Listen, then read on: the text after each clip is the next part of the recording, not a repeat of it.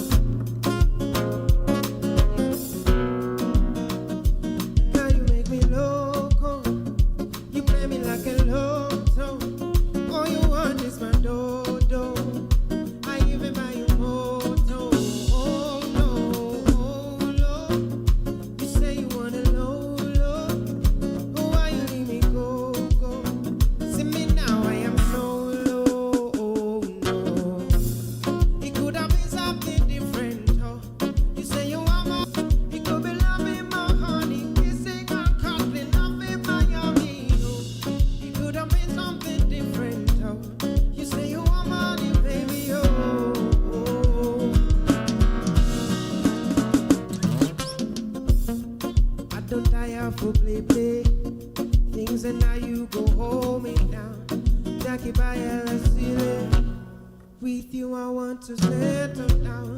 You sweet me like soda, high me like lager, cool it down.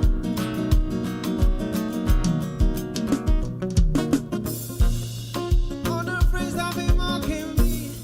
All you want is a no party. So fair, baby, so fair, baby. The way you want to the love with me. All you want is a no party. So fair, baby. Now you make me.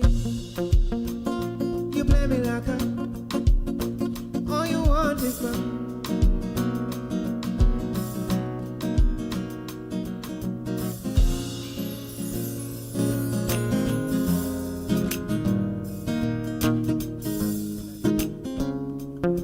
Unomi wa sukali tai na kadalasini kwagala kutuka kumwezi zikiri zambera sikali ngankukuma nakasale maidali chesi wanyikole risachi emisuwe ninemekamuli yako usiba mulinga wetulisa akanyama kamyufu kuchoto ukalirino jusa wondya amaso gani kukwe itukamisinde wompita jakala tukatiwenga yenze koitatia wanivuga kakali nangediva kalia jakala tukatiwenga yenze koitatia akachapa mbalasi umugongo wekusiwa kusiga obugalo babuguma mukuwanika waziwa kutakula nyumisiza bulamu nange teka mupulani nange senalina kuwalabu naye confesio exceptional and get it don't quite tired it's so professional. How much I'm gonna cook with? You come and sit there, won't be tired. I got to cut the wing, I is a quite a teacher. Ooh, what if you got a gali? No, it is a gali, better than this. I got to cut the wing, I is a quite a teacher.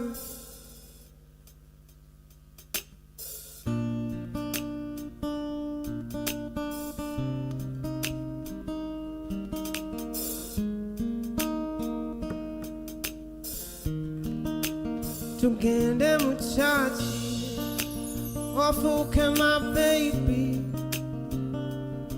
wetulokakane you're the one that I've been looking for. Tugende muchachi wafuke my baby wetulokakane you're the one that I've been looking for. Kankube mbeta tongana zisabutombera ngomwana lavu ya fedala yakusabira tubenga tetwawukana bina byenina kwabisana. I want you more than that.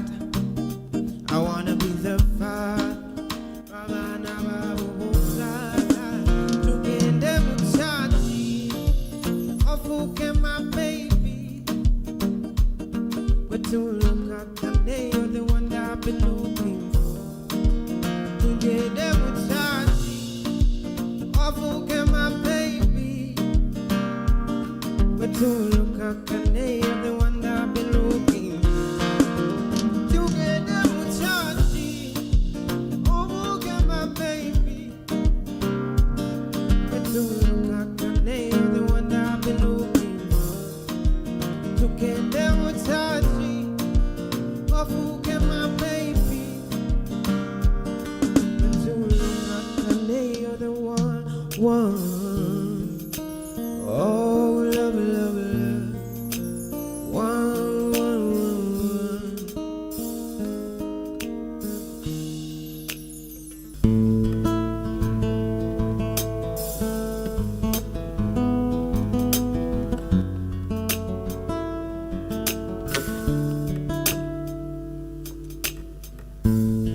What if I couldn't speak? What if I couldn't eat?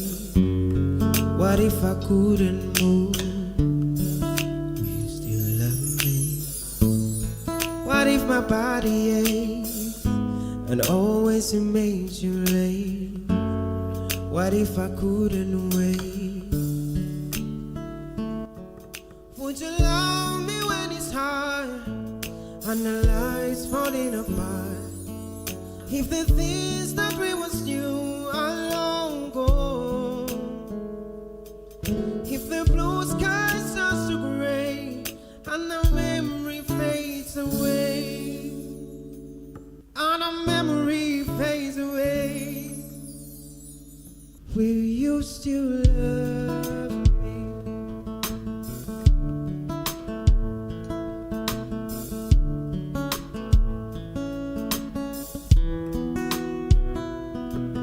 Would you love me when it's hard and the lights falling apart?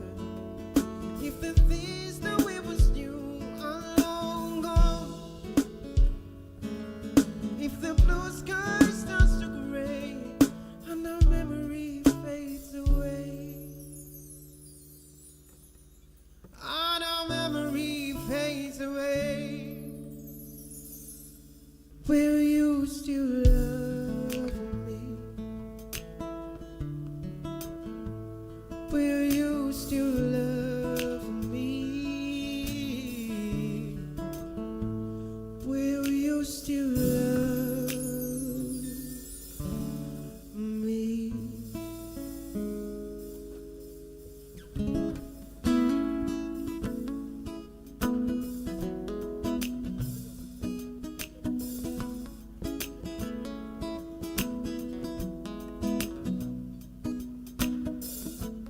Bad girl, you are nice. Montate muka sunda basi. Oli wa bait, oli wa lies. Ulete Gucci over Versace. Oli quality, toli muchumpule joba over China. Kasusu kali quality. Wabulon chamula. Wakala nyowela undi mumusai. Wantamuza lujegere kukagali. Olusituna nene muza tindosani. You brighten my day. Ulilo chamula chamula mukwano inside. You come my way. Ulilo sembera puni ulilo inside. So let me wire away. Sakala kumanya manings alright.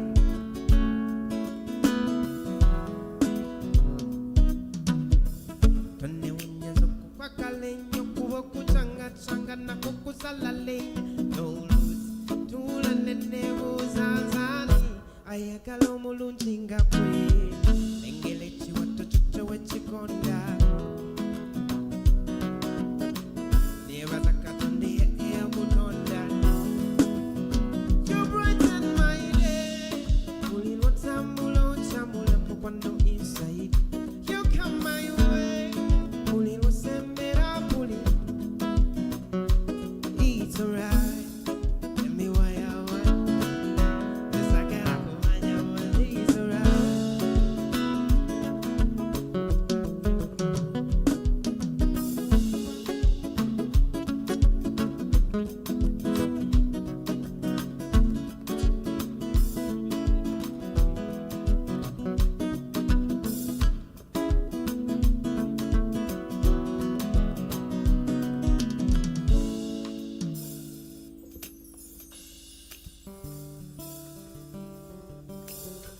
Njagala nnyo okubeera woli, n'obeerawo omutima gubeeyo gy'oli. Njagala nnyo okubeerawo woli, n'obeerawo omutima gubeeyo gy'oli. Mpagadde nga munoonya. Sirina sanyusa ng'ono mwana atoka amunyika mu buli kiseera. kweyagala naye okufa wenamufuna yansula ku mwoyo okufa wenamulaba njagala nnyo okubeerawo n'obeerawo omutima gubeeyo gy'oli njagala nnyo okubeerawo n'obeerawo omutima gubeeyo gy'oli atoba ye atoba le atoba ule atoba naye kufa wenamufuna yansula ku mwoyo okufa wenamulaba kw'essanyu lyange njagala nnyo okubeerawo woli n'obeerawo omutima gubeeyo gy'oli njagala nnyo okubeerawo woli n'obeerawo omutima gubeeyo gy'oli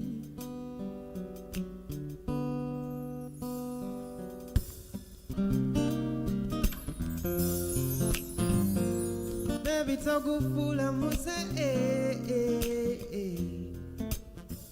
byonkola bisaza mise wakanjagala nakeyagala kwanteka mu mbeera bw'omwana sisobola kukyebera afazali nkuloga inse nkuloga Baby tongan ankuloga afazal inkuloga inse kuloga baby tongan ankuloga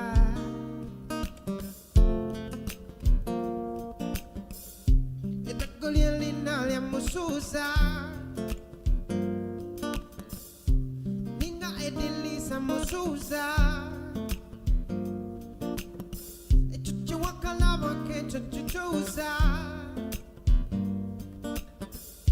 tewe changa baby tula chakala kusine mutokot chakala kusine mutokot tula wasibera hambo ochimanyete bangana afazali kuloga inse kuloga baby tongana kuloga Kuloga, afazali kuloga, senkuloga, baby tongana.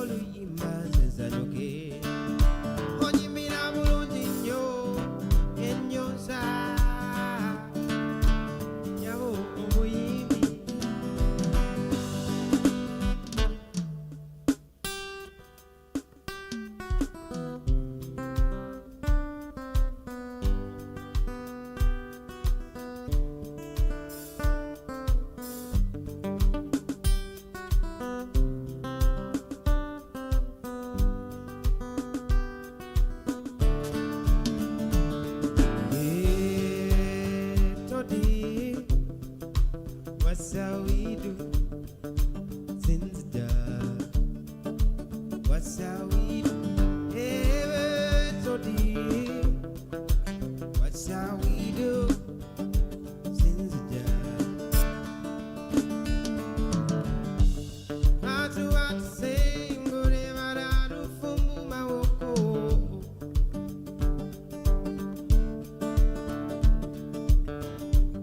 I do what to say, go never do for my woko.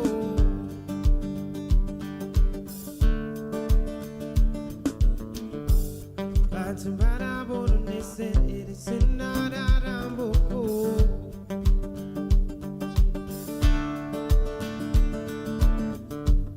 Batumbara bono nese senara ramboko.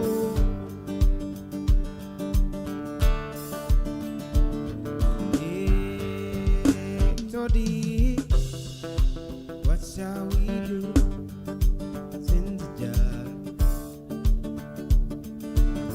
Yeah, Toddy, what's how we do in the dark?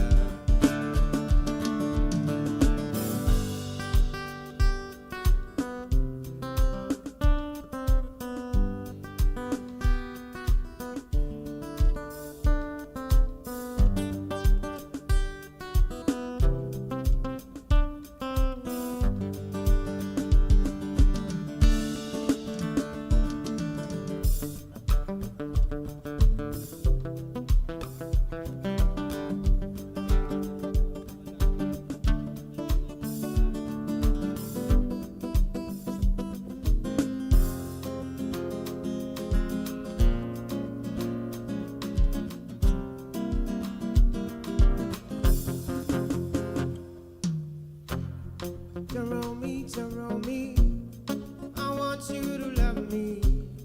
Surround me, baby. Surround me, surround. Kill out there, why you know they call me? Kill out there, baby. Kill out there, surround. I take if you're sick and all, why you know they call me up? I give a green light to tire. I think if you're sick and all, why you know they call me up? I give a red light to tire. So, baby, take my number. Call me later. Me, I want to be your lover. Call me later.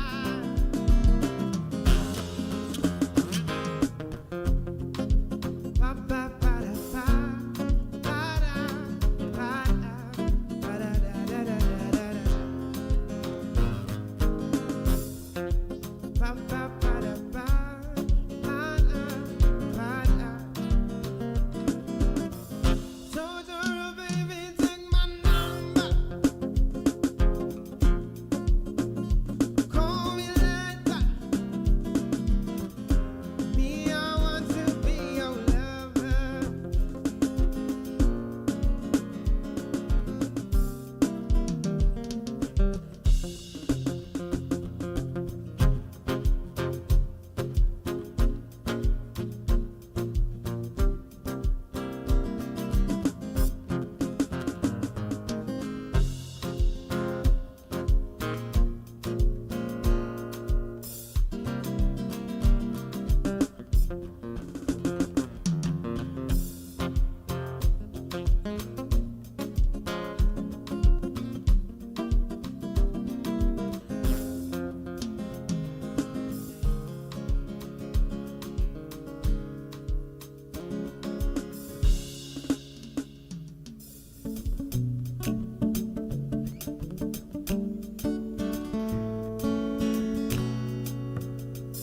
Oli chibiriti wakubisa mutima ndikuma vivyo mukwano gwochanga kayembe wankubisa mutida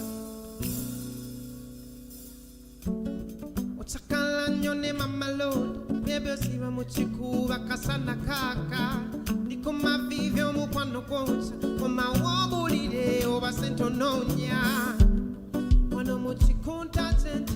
Wali wechi puso bono sala kochenti. City boy baby beaty. Kind of feeling. Chimanyo kute kushua. Imwe birungo kute kushua. Only kushu. Chimanyo kute kushua. Imwe birungo kute kushua. Only kushu. Nakuyuse kocho na matekwe. Nenkuteka kumizani. Vipi chimanye vipi mogo vya wela. Nagombe koko kumasaji. You are romantic, fun. You are fantastic. Ipate mood reporting. Tuiteko kusomelo tufunek. We are gambo nyomi rabu pote size. Ebi na sala goku weiti. Ebi na woga mode mo size.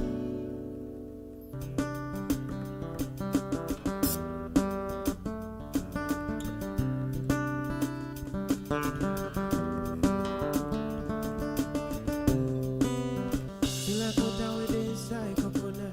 Deep up, give me stamina. Wait for you at the same time to come out. Me and you at the same time. Never want to leave from. Dance with me, I pull up on your beach, It's time to. Baby girl, make it know the lie. Make it to your friends, say you the view this guy. No even waste time. I'm in Hawaii. I can't wait to make your precious mine. It's not a lie. You set my soul on fire. So many girls I pass through. None of them girls find passion. All of the things you've been through, but this life will never be the same again. Will never be the same again. Never be the same again. Will never be the same again. Don't like them, they like you. They say me, are too bad for you. Don't mind them, they too bad for you. They say me, are too. Break it all, take it all. When your ways rotate it all. When I take it all. Even if I die, wake it all, take it all. Even if I die, wake it all. Baby girl, make it know the lie. Make it tell your friends, say you don't feel the sky. Don't even waste time. I'm in Hawaii. I can't wait to make your precious smile. It's not a lie.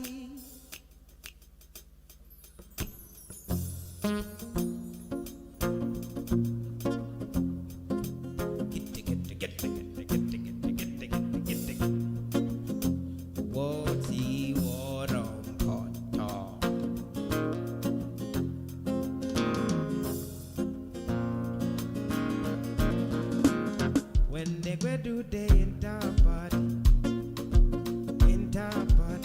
all they call them go shake your body, shake your body. Aluwa bana we gonna belly. You got the money, you they go police.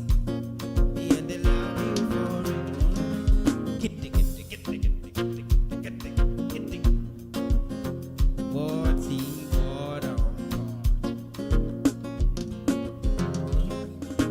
Them say I the grace and no number.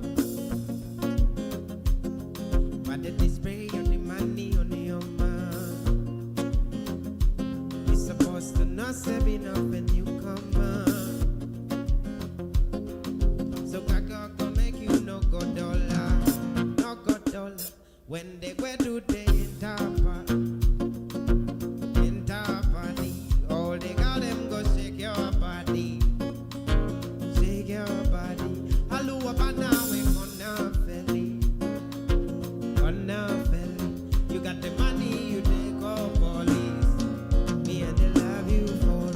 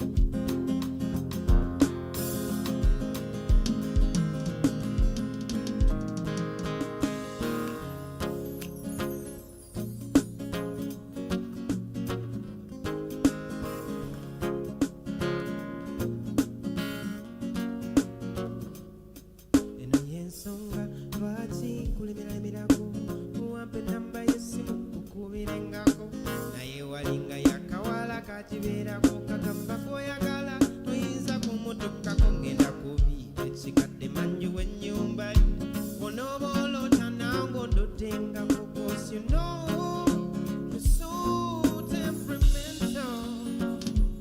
I'll be your soul, be my instrumental.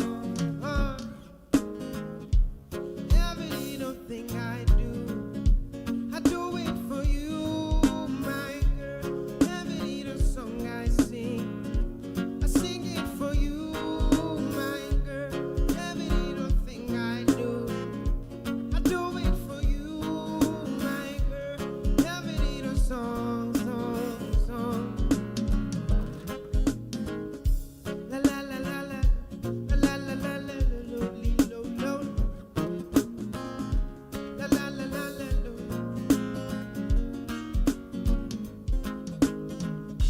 La la la la la, la la la la la, lo lo lo. La la la la la, lo.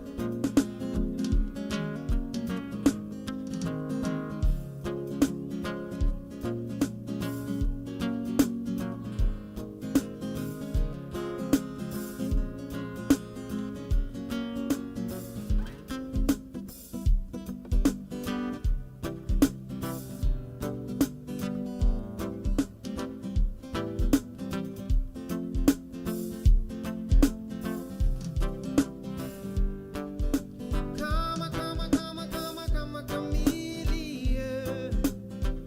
You come and go. You come and go. If loving would be easy, if your colors were like my dream, red, gold, and green, red, gold, and green. There's a loving in your eyes all the way. When I listen to your eyes, what would you say? I'm a man without conviction. I'm a man who doesn't know how to change a contradiction. You come and go. You come and go. Come, chameleon. You come and go. You come and go. Loving would be easy if your colors were like my dream. Red, gold, and green. Red, gold, and green. Come, chameleon. Yeah. You come and go. You come and go. Why? You come and go. Yeah. Thank you, Albert. Tumwongerereza amanyi omwana oyo. Albert, thank you. Mwana gwe Mukama yakuwa n'omala. Why? Njagala nnyo omukyala panka. Why? Kabule baba. Kabulengana. Bulengana eggo akula akabina. Kabulengana. Njagala nnyo omukyala panka. Oyagala kuweki. Kabule baba. Bulengana eggo akula akabina. N'okawuba n'ogerwa ne waki. Bulungi bwo bwe bukuseeza. Empisa zo ze zikutonda. Kabule baba. Kimanye tubakwana bangi abalina kashi n'abatalina simbi. See what I'm fighting now when you feel the right single ladies all around. Njagala nnyo banva nnungi enva zaabwe ziri ku byuma. Njagala nnyo winyinnyenga amaaso g'oli gali ku byuma. Listen around, make a miracle, let your body move to the pinnacle. Listen around, make a miracle, let your body move. Njagala nnyo omukyala panka. Kabule baba. Bulengana eggo akula akabina. N'okawuba n'ogerwa ne waki. Bulungi bwo bwe bukuseeza. Empisa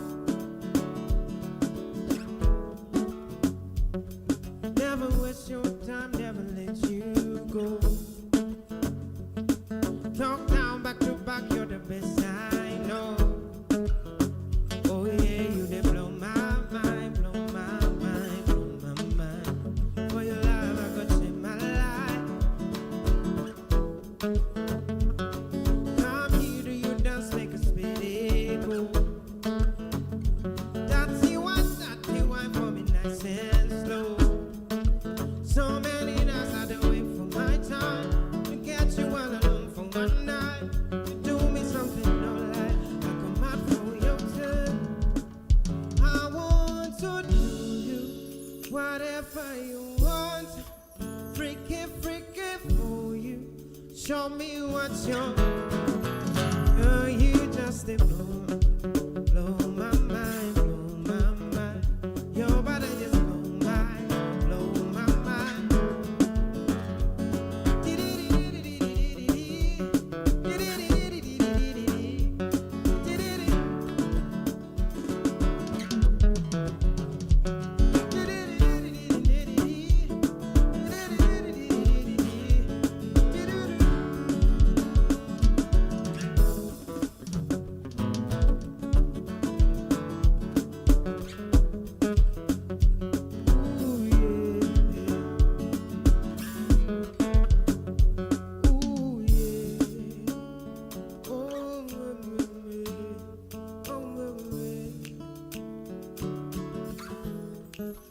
Girl, you just blow my mind, blow my mind.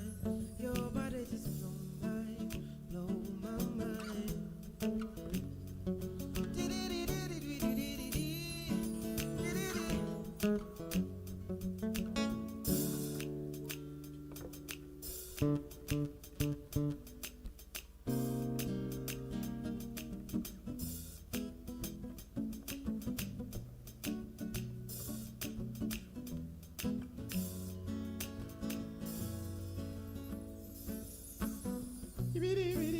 Allow me to love you now. Allow me to hug you now. Allow me to touch you right. Allow me, allow me. Allow me to love you now. Allow me, yeah.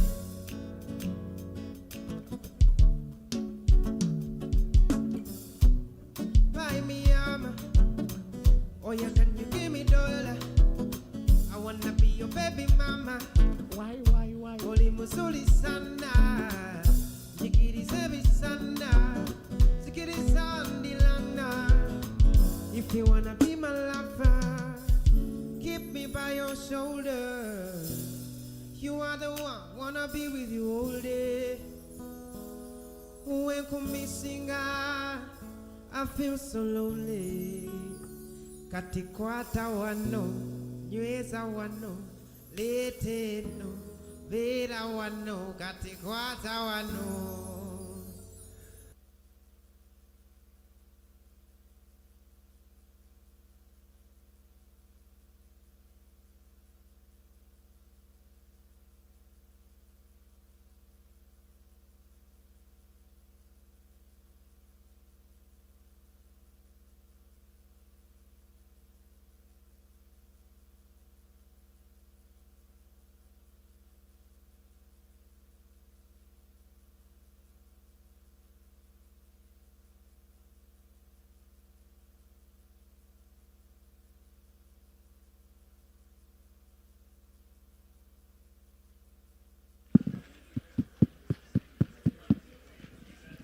Hello.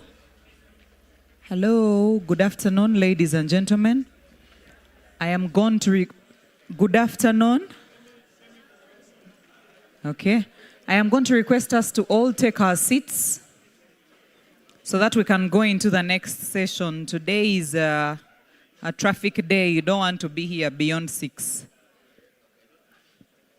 Also, I have 2 phones. People enjoyed the food more than their belongings. So if you've lost a phone, please come to me with proof. I have 2 phones with me. If you've lost a phone, come to me with proof. I am requesting that we settle in so that we begin.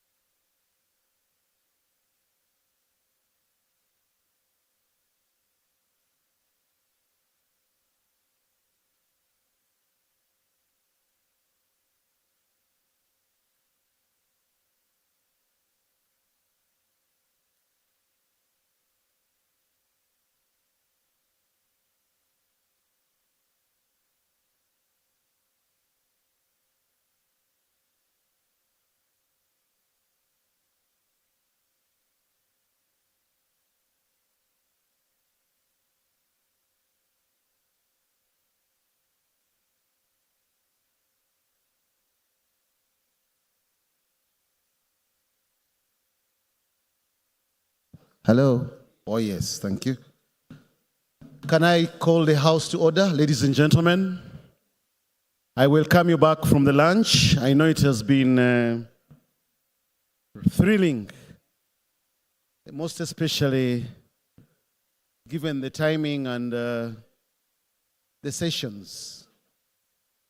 Ladies and gentlemen, we are going to continue with papers presented in the category of the current situation and strategy.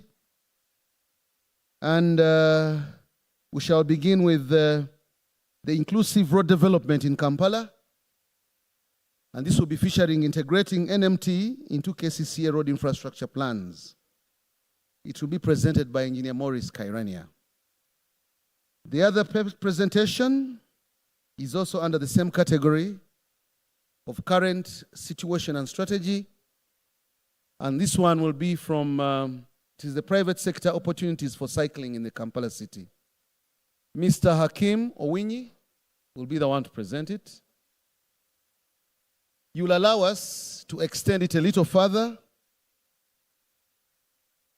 to financing and policy perspectives. We shall bring in the money people.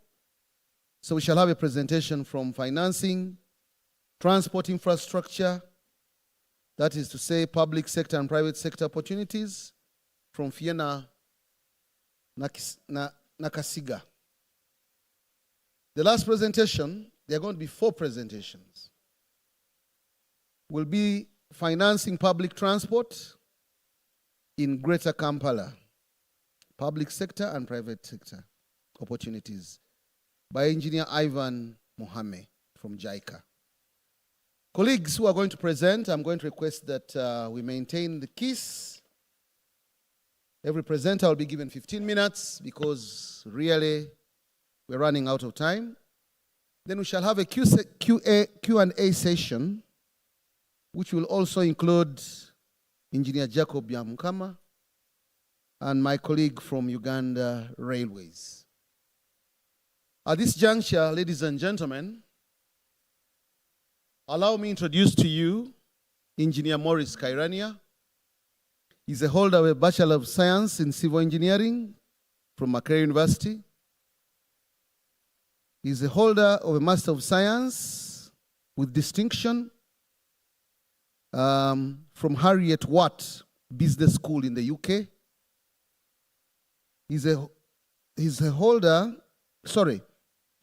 of Master of Science in Construction Management and Planning from Harriet Watt University, UK. He's also a holder of an MBA from Warwick Business School, and both masters were with distinction. He's also a PMP, and he holds a wealth of experience. He was a district engineer of Bundibujo for 4 years when he had just finished university. He's worked as a consultant for various firms, Prom being one of them, where he worked with UNRWA on several projects as the RE and deputy RE. He's worked with KCCA for 3 years now, and is currently the deputy director for roads and drainage. Ladies and gentlemen, let's put our hands together to welcome Engineer Maurice Kairania as he steps forward to present his paper on the topic Inclusive Road Development in Kampala, integrating the NMT into KCCA road infrastructure plans.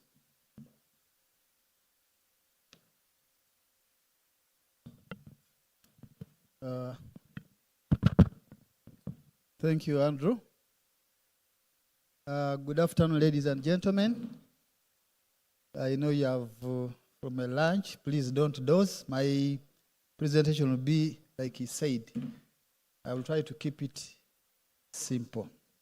Protocol observed. Can I please have my presentation?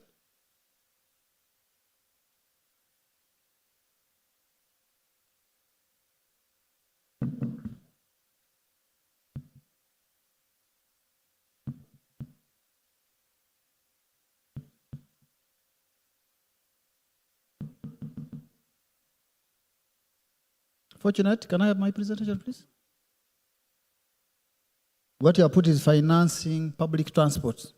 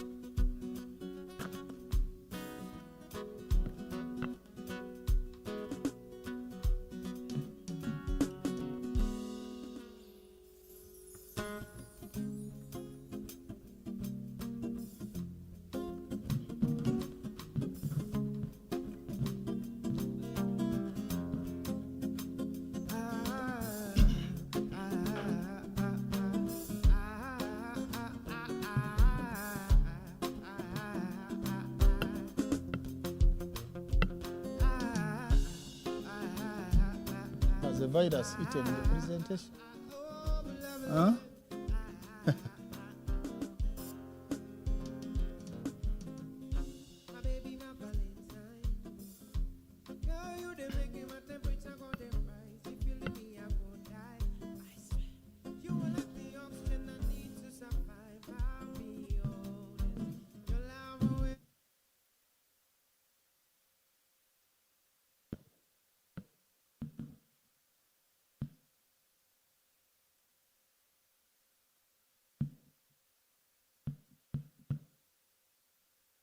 Seems these people don't want you to listen to me.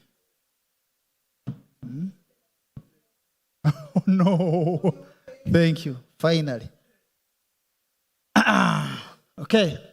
First of all, I'm humbled to be presenting at this inaugural Kampala Urban Mobility Conference, which has been organized by my colleagues of Transport and Transport Planning Department and the Directorate of Engineering. Today we come here to talk about a very important and critical aspect of how we do our work in Kampala, how we move from one place to another. And my subject is just going to add on to what the other presenters have made. And the core of the subject, ideally I'll be talking at how inclusive road development in Kampala can be integrated by integrating the NMT into KCCA's road infrastructure plans. Today's Kampala current mobility landscape is characterized by, ideally, primarily road transport. And this one constitutes over 90% of the modes of transport we move. We all agree that most of us, we use road in one way or the other. Or use your private car, maybe use a motorcycle, or use a bicycle, or a matatu. But ideally, it's on the road. And currently, as I will speak, about 63% of Kampala's road network remains unpaved. They are gravel roads. And of the paved network, only 35% is in good condition. It therefore simply means that as you are trying to navigate from one place to another, you will not move at the speed at which would be expected. The other characteristic as we do our planning is that we are mainly focused on cars, car-centric planning, where the expansion of the city roads is largely constrained by the limited right of way, which leads to heavy traffic jams. Our roads cannot be as wide as we would have them. Even where, for example, we want to have 4 lanes, we may not be able to have. Then you find largely we have minibus, taxis, motorcycle taxis, private cars as the most popular modes of road transport. And about 70% of urban dwellers, you and me, walking for short, non-work related trips. I'm sure even you in your homes, at least somehow you're able to walk. Either you're going to the market, or you're going to do some jogging, or you're going to get the garden. Somehow you walk. The consequences of this are quite a number, but I'll just highlight 4 of them. Then there is a negative socio-economic impact, because thousands of hours are spent in jams, and billions of things are lost because of instead of working for 8 hours, you're working, say, for 5 hours, because most of the time you're in the jam. So this one impacts the economy in a way. We lose hours of productivity. Poor accessibility, especially for the low-income earners. how are they able to access their shops or their businesses in the low-lying areas where they cannot be able to quickly access transport? My colleague was earlier showing a picture in his presentation where you have F and, it is all congested. You have matatus, you have border borders, and then you have the pedestrians. Then the high road user risks. Pedestrians are involved in high percentages of road fatalities. I was looking at KCCA, Kampala's road safety report for 2024, where it showed that about 94% of the fatalities are related to pedestrians, cyclists, and motorcyclists. So you can see from that. Then the environmental impact. You all know most of the vehicles which come in this country are very old. So the greenhouse emissions. So how do we move away from that? Our vision, therefore, as a city is a modern and human-centric city. Over the years, the city's road infrastructure has historically viewed NMT as an afterthought. And I will tell you, I, for one, even when I came to KCCA, because most of the roads I was working on were up country, my colleagues, when they would talk about issues of cycle lanes, issues of walkways, if I want to construct an open drain, which is cheaper, I want to do that. Little did I know that at the end of the day, this is going to impact on how the road users. A truly modern, human-centric, and efficient city must move beyond the car-centric road transport, model to a system that serves all the road users. The ones who have their cars, the pedestrians, the cyclists, and all of us. So as a city, our road infrastructure plans now aim to developing a modern road infrastructure network, which prioritizes all road users and not just cars. Not just cars only, like we have done in the past. Inclusive, safe, and affordable transport options for all income levels, not only the rich who can afford the cars. Sustainable road transport, targeting to reduce greenhouse. My colleagues were talking about the issue of e-motorcycles, e-vehicles, that kind of thing. Then to ensure it is equitable road transport, serving all road users, especially the vulnerable ones. So what is KCCA's progress to integrate NMT into KCCA's road infrastructure? So what are we doing as KCCA, as the Roads and Drainage Department? We are targeting to extend the NMT network based on integrated road infrastructure designs, which incorporate design features prioritizing pedestrian safety, like sidewalks, covered road side lanes, dedicated cycle lanes, where we have right of way. Like as I said earlier, many times we are constrained by right of way. But we think where we have right of way, we should be able to even have cycle lanes.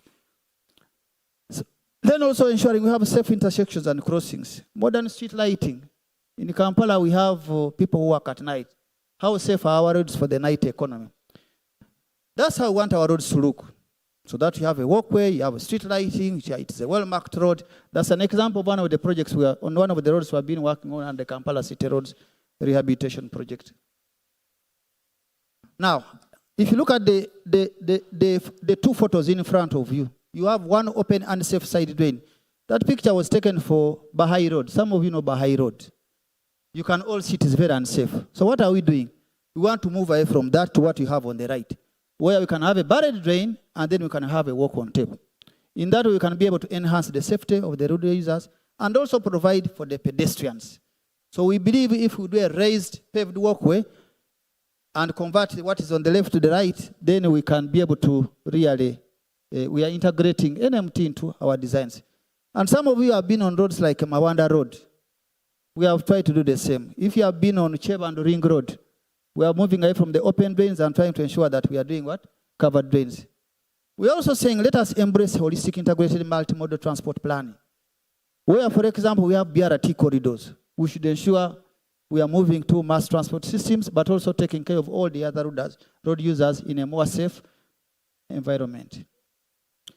Now, Kampala's projected future roads net outlook. I want to paint a picture of where we intend to be, where we are moving in the next about 4 to 5 years, which I would say in the medium term. Currently, we are undertaking a number of projects under GOU. These are multi-year projects. And we hope that probably by the end of this financial year, we should have completed about 63.5 kilometers. We have a 3-year project funded by government of Uganda, being undertaken by DOT. We hope to upgrade and reconstruct a total of 85 kilometers. Under KCRP, we are targeting to do 86.9 at the moment. Under GKMA, we have about 80.9. Then the COLAS projects I think recently, you remember we signed a contract with Colas, a commercial contract. We are targeting doing another about 127 kilometers. So what will the outlook be at a high level? We shall have upgraded 158.54 kilometers, reconstructed 267.55, and rehabilitated another 17.6. Now, when you see the table down, you see we shall have increased the good road network from 273 to about 716. Our target is to reduce the backlog of the poor road network. And when you see, you'll have moved from 348 to only 80.5. I think that's a big milestone. At that point is where you clap. Thank you so much. Now, the long-term benefits, my colleagues have already talked about them. More equitable, ensuring safe, affordable, and dignified mobility options for all income levels, regardless of what you can afford. If you can afford a car, if you can afford you cannot afford the car, you want to use a motorcycle, you want to walk, but it is safe for all of us. Then more sustainable by reducing our carbon footprint and building a greener city. My colleagues have already talked about the green modes of transport. More livable, encouraging healthier, more active lifestyles for our citizens so that my brother Andrew can also be able to run, or he can be able to cycle if he cannot cycle. Then we know by doing so we should be able to unleash our economy. Our people should be able to easily access their businesses, regardless of their economic status. You have already seen such pictures. These are the challenges. We have talked about this challenge before you know it. Border borders are a problem. I hope in due course, the political leadership will understand why we need to regulate the border industry. Because other than what you see here, many times they even encroach on the walkways. So what's the point of constructing NMT facilities when they are not serving the intended purpose? And it's not only border borders. See us, the elites, what we do. You have a walkway. What have we done? We have converted into what? A parking. So it is serving the purpose? No. It was designed for pedestrians. But for us, we have converted into what? A parking lot. This is where enforcement comes in. Right-of-way challenges. Many incidences, even when we want to put cycle lanes, we don't have sufficient right-of-way. For example, we have Sapo Lokagwa Road. That road could have been probably maybe 4 lanes and 2 cycle lanes. A cycle lane on one side, but we can't. We are doing 2, and then we are also trying to see that we can be able to provide for cycle lanes. Now, how many roads can we do of that nature? Right-of-way challenges. We think probably if government can find money and acquire right-of-way in advance, then we can be able. Then the mindset shift. You and me, why do you park on a walkway? I think it has to start with us, the elites, us who are in big offices. I am sure some of those guys are even commissioners who have parked there, and the directors. So imagine if a director is doing that and a commissioner, what do you expect? Now, embracing and inclusive, our call to action, therefore, is that the private sector and other development partners should mobilize innovative funding models to support infrastructure and small to medium enterprises. They are talking about issues of the e-motorcycles, the e-bicycles. I think those are areas where they can come in. Community leaders should advocate for the needs of their neighborhoods. It's very important because they understand them better. Then for us, we can move ahead. Property owners contribute by improving spaces around their buildings to enhance walkability. You find someone has a space in the front, but instead they are putting bollards because they don't even want people to use just a few meters of their what. We encourage you. This is our country. I think you can make a modest contribution. Then you, the citizens, you and me, let us enhance the use of the NMT. I know my colleagues, I don't normally like going for cycling because when I was growing up, I used to ride motorcycles. And I have a very nasty experience when I was young, so I'm a bit fearful. Every time I try to pick a bicycle, a motorcycle, I get those threats. But please, Jacob, continue with director. I usually see you. Don't lose hope even when I don't come. I'm sure you offer a good cause. And thank you for listening. For the best, another hand of applause to Engineer Morris. What Morris didn't tell you, the NMT that you saw Jacob display there is already being implemented by DOT services. And I think they'll roll out in a couple of days to start with Snaibi, Naville Street, William, Luumu, all those roads. We are handing them over to DOT services. But clap for that man and the director engineering here. for doing us proud. Some of them are going to be pure NMT, like Market Street, I think, I saw. So I'm giving you some little information. But don't go to the press as yet. We need to sensitize them.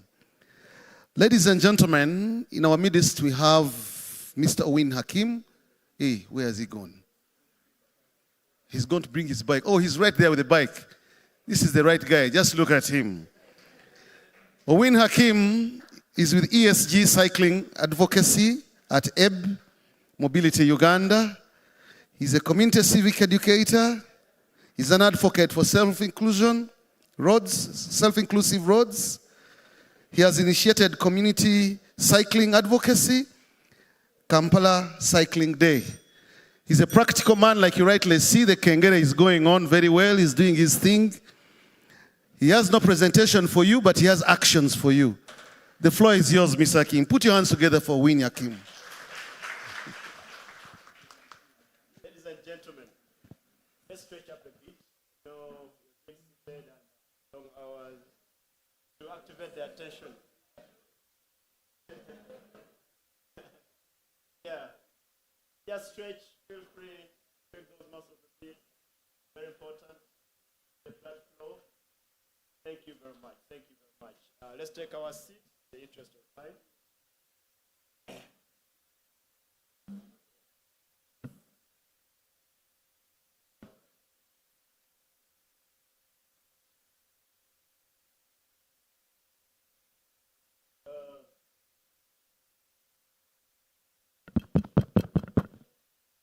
Yes, I don't know where to start from. All heavyweights have spoken everything. They have emphasized what needs to be done. But I'd like to continue. I'll observe the protocol that we've been basing on and continue from there. I don't have a presentation. I'm going to basically share with you what is in my heart, what we have been doing with different partners, and what are we trying to achieve, and suggest a few solutions in the end. Give some suggestions in the end. I've been mobilizing community for cycling advocacy. Now, what do we do? Why do we do this advocacy? I come from a school of thought that goes, people don't solve the problem they have, but they solve the problem they understand. For the last 2 years, I've been mobilizing community partners to understand why we need to revolutionize the way we commute in Kampala. Why do we need to adopt cycling? Why do we need to adopt walking? From the participation standpoint, mobilizing community, but also reaching out to the engineering and technical services department at KCCA, Engineer Justice, and all your department. You've been supporting this activity. We have cycled with you, but we need more people on board. We need to popularize this. Every policy, whatever we are going to discuss here, is beyond, to achieve its intended goal, it's beyond budgets and policy. We need a social structure that the mass. Now, how do you build that? How do you change that mindset? A number of attempts are being done. We are doing cycling advocacy every last Friday of the month, mobilizing everyone to come on board, mobilizing different people who deal in bicycles, professionalizing technicians so that when you're riding a bike, you know where you can go and repair it from, not another guy just bring your bike. Because some bikes are really very pricey, but also there are those affordable ones. To make sure that we build a very health ecosystem that pursue the objective of sustainability, affordability, and also clean up the air. The air quality in our city is degenerating. That has been said, it has been emphasized. I don't want to get into that. But now, how do we revolutionize our social structure, our commuting, to adopt these modes of transport? Ladies and gentlemen, the private sector, we are going to play our parts. But if there's no policy creating an enabling environment, it's going to be challenging. When, for example, just to share life experience, when EB came on board, there was no technicality to repair electric bicycles. There was no anywhere you can go and repair this bicycle. You try to sell bicycle to people, they tell you, where do you cycle from in Kampala? So we had to go down mobile to the community, set up an academy, train technician. Now imagine a private sector, you want to do business, but you end up training people, give them a skill, then you employ them.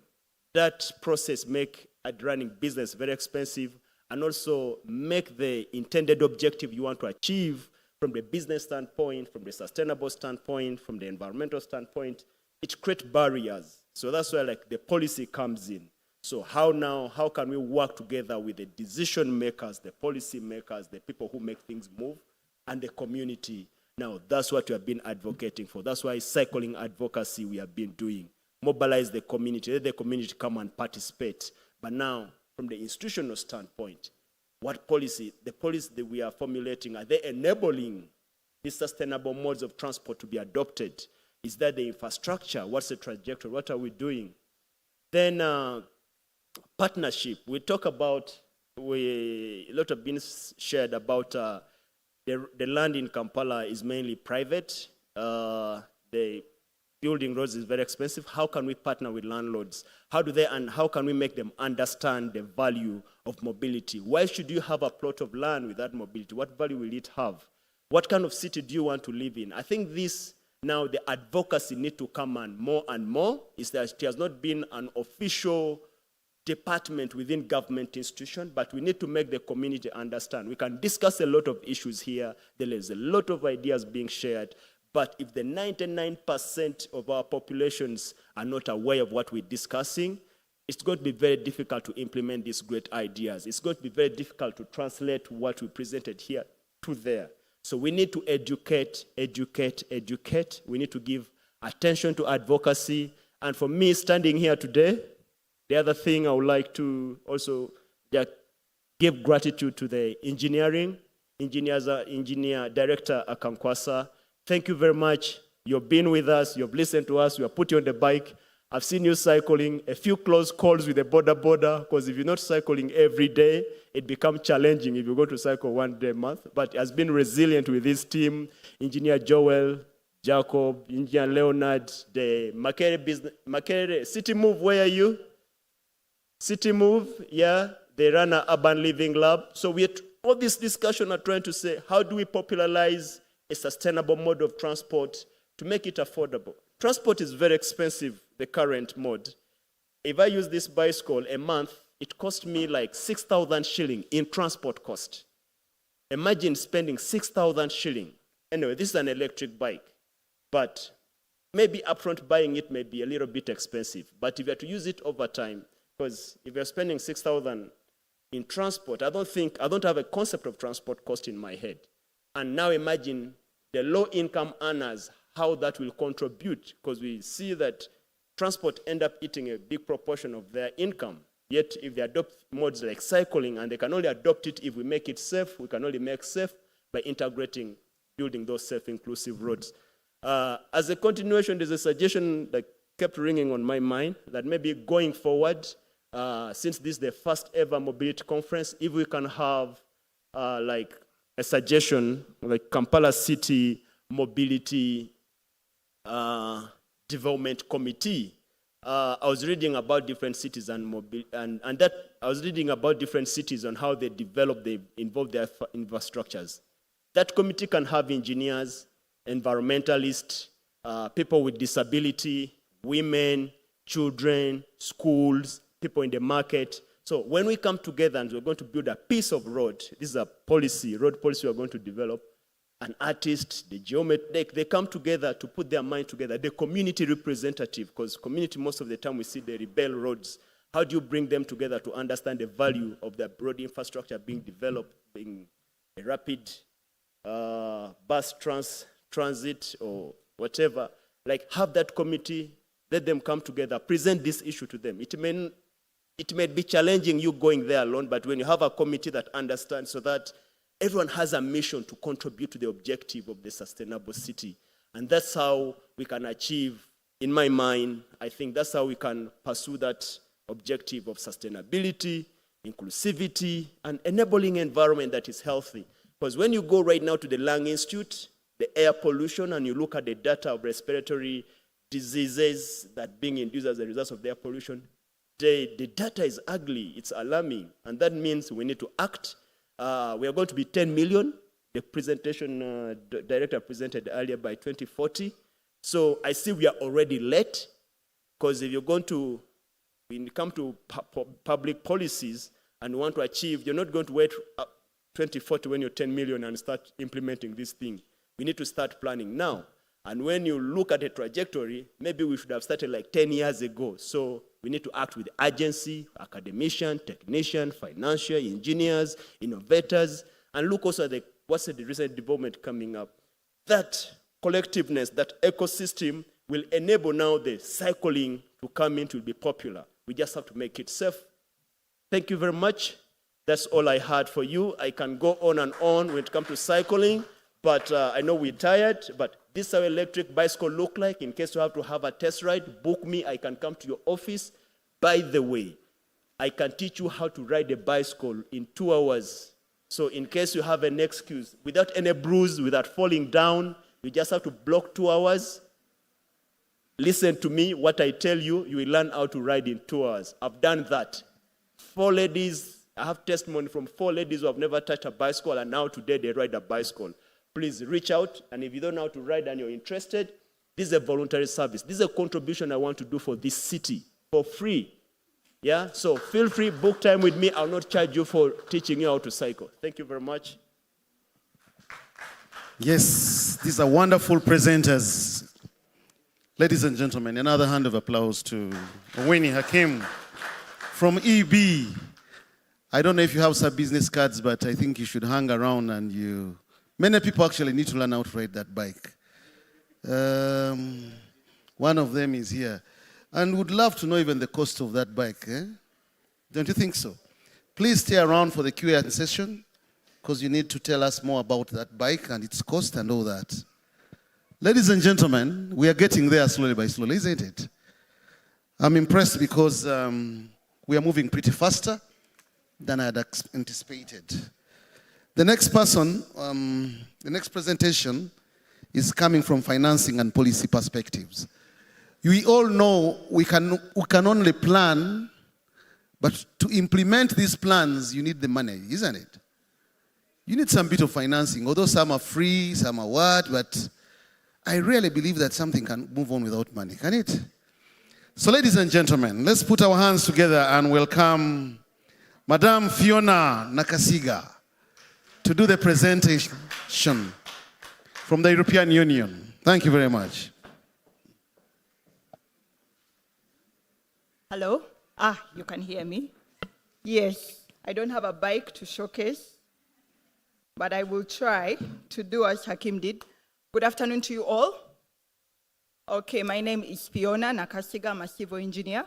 I work with the European Union delegation. Really, my role here is to just interest you in some of the financing that we are doing currently for public transport. So the European Union has been in Uganda since 1984. We are very old, older than the current regime. So I speak on authority.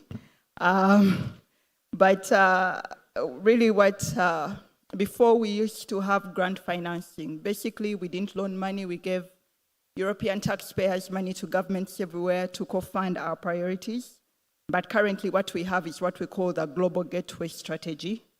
As you know, the whole world and global economy going on, few countries have a lot of money, maybe like America, but many countries don't have a lot of money to run their own affairs and also to give.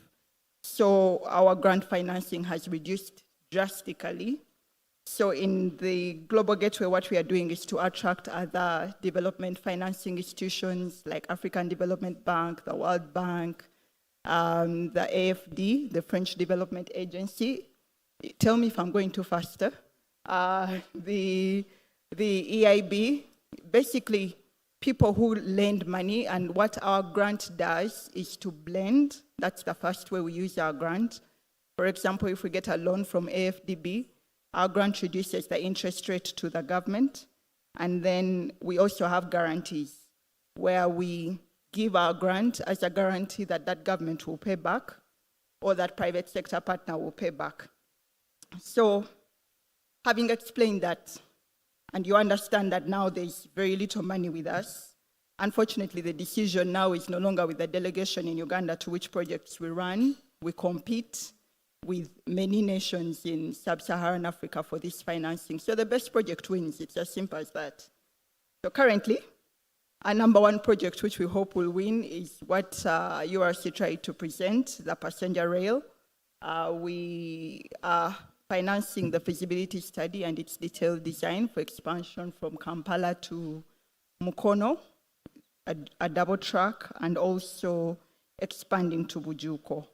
So this one, we hope that the studies will be done this December, and then we'll get into the financial close phase next year. Really, we see a big ticket size. It might cost us about 300 million euros to do this work, depending on whether government chooses an electric or a diesel option. Really, that choice is with government. They will weigh the pros and the cons. So that's the first one we are really interested in, and we hope to be able to attract other development financing institutions like EIB and AFD. They have already expressed interest in this matter, but even others can come on board because the money, as I've told you, is a lot. Then another thing we are looking at really is the bus rapid transit. We are waiting for the ongoing study. I think someone mentioned it. We are really waiting for what the outcomes will be, and we see how we can contribute to it with our grant financing and the possibility to attract more partners to make it viable. Then our last idea so far is on border safety. We really have reached out to a few partners to give us a few concept notes, which we have received, and we are pitching it currently to our headquarters for their decision. As I explained, we compete. The best idea wins. This process takes a bit longer than it was in the previous financing that we had under the European Development Fund. That is what I had for you. I hope it was clear. Thank you. And now, you deserve another hand of applause. Having given us the shortest presentation, I even allow you now to rise in the event of any difficulty with potholes. Ladies and gentlemen, we are getting there. And I think Fiona has done us proud. You've heard there are so many, the money is there. So don't blame us that there is no money. The onus is on you to write the proposals, write the papers, and get the financing done, right? Allow me to recognize the presence of my very good friend, Engineer Nabosa, from Ministry of Works, Commissioner Ministry of Works, and also to recognize the presence of our university students. I hope they are still around. Please rise again. There are some people who didn't see you. We had quite a number of students from Makerere University and other tertiary institutions. Oh, they are there. Stand up, rise up. Rise up. In this age and era, my director tells me that we really have to appreciate your presence because you're the future implementers of these decisions, right? Take your seats. We need to hand over the mantle to you so that you proceed and complete the planning cycle and also you put it into action, right? We might do the talking, the thinking, but we are running out of age. Ladies and gentlemen, our last presentation tonight is going to be from Financing Public Transport in Greater Kampala. This presentation is going to be made by a good colleague of ours, Mr. Ivan Mohamed. Ivan Mohamed is a holder of an MBA from Uganda Martyrs University, a Master of Science, Mechanical Engineering from Makerere University, a Bachelor of Science in Agricultural Engineering from Makerere University. He has a wealth of experience of over 15 years of development financing, focusing on economic infrastructure development. He has also spent some time developing capacities of the local construction industry in Uganda. Please welcome him once again with a hand of applause. You're most welcome. Ivan, the floor is yours. Thank you. Thank you so much, Master of Ceremonies. Good afternoon, colleagues in the room. Yes, my name is Ivan Mohamed. I work with the Japan International Cooperation Agency. Don't be surprised. I can be a black Japanese. I know they are not common. I want us to agree that our discussion on financing public transport will be based on the public transport that is where we want to be, the efficient mass public transport. I believe we are not here to discuss financing for border borders or financing for the matatus. So I thought I should start with that. And just as an opener, I wanted to start with this model, which is common to most of our transport planners in this room, which also applies to financing. What we have on the left is a balanced situation where the demand in terms of urban activity is balanced with the supply, which is the transport system. But actually, as we speak now, that is not the situation. We're in a situation where the demand is higher than the supply. So what do? The conventional mind will think of increasing the supply whenever demand increases. But we forget that there are a number of limitations, especially the environment we are operating in. We are confined, we can only go as far. And therefore that calls for an integrated approach to balance these two. And that practically applies to financing the discussions or the plans that our colleagues were giving us earlier this morning and part of this afternoon.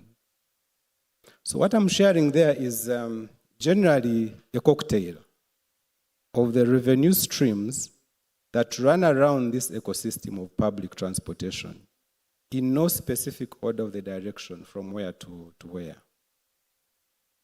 But at the bottom, we have public funds that run in the ecosystem. We have private funds. Then as we go up, we have fares, the ticket sales. We have indirect gains, which I will touch upon later. Some urban authorities have gone further to have congestion charges. We've had Commissioner Katshave talk about it early in the morning. You can have sponsorships around your stations and everywhere. Rather advertising, you have sponsorships and all those. Now with digitization now, if you have a network that is moving, say, 3 million people of Kampala, you can create a digital platform for them for ticketing, route search, and all those things. And if we have such an influx of people on your platform, the IT gurus in the room will know how they can also generate some bit of income from such a platform. Now, in the past, public transportation used to be financed by the public. And I'll be picking cases especially from Japan, one of the most advanced public transport system that we have. But later the governments realized that it's not sustainable for only government to finance public transport. And that's when they thought the private sector should also come in. Now, the moment the private sector comes in, what we have to think of is profitability. The public funds or the government can afford to run the system without so much profitability. But you want the private sector to come in, the system has to be profitable to them. So then what do? We've seen the revenue streams in the ecosystem. But the upper ones in the pyramid, the percentage they contribute is actually very limited. From congestion charges onwards, you're looking at about 2% of the total revenues generated. So most of the money is around fares and indirect gains, which we shall see later. Now, and the current generally accepted model is where the public funds do the construction of infrastructure, and then the private people run the operations. Now, as a private person, for some of us in this room, if we are thinking of investing in public transport and we are looking at the fares, I can guarantee you chances are that we shall not be profitable. If you're only looking at being profitable through the fares. So then what do we do? Because remember what you're competing with. You're competing with the paratransits. You're running a system where you have probably a carriage of about maybe 1,000 people. But if we are talking of efficient mass public transport, scheduling is key. So it means even if you have a kindergarten kid in your 1,000 carrier, if your time comes to go, you must go. So if you're relying on fares, it means you might end up keep increasing the fares to break even. But remember, you're competing with a paratransit. A taxi man will park it for 1 hour until he gets his 14 people full to move. So that way, there is no way you can compare your fares with him. And that calls for thinking outside, just fares. And we wouldn't want to encourage you to go back to the government for subsidies and all this viability gap financing. So I want to bring in this example, which is not far from us, Dar es Salaam. That, what you see on the right is the first phase of the BRT, which is running perfectly. That is on the left. On the right, you will see bus stations. I took this picture early this year around February. I was there and I saw all the infrastructure is done. So I asked them then, how comes there are no buses running on this infrastructure? And they told me the infrastructure was done in August 2024. This is around February, 6 months down the road. The infrastructure is lying idle, some of it starting to wear out.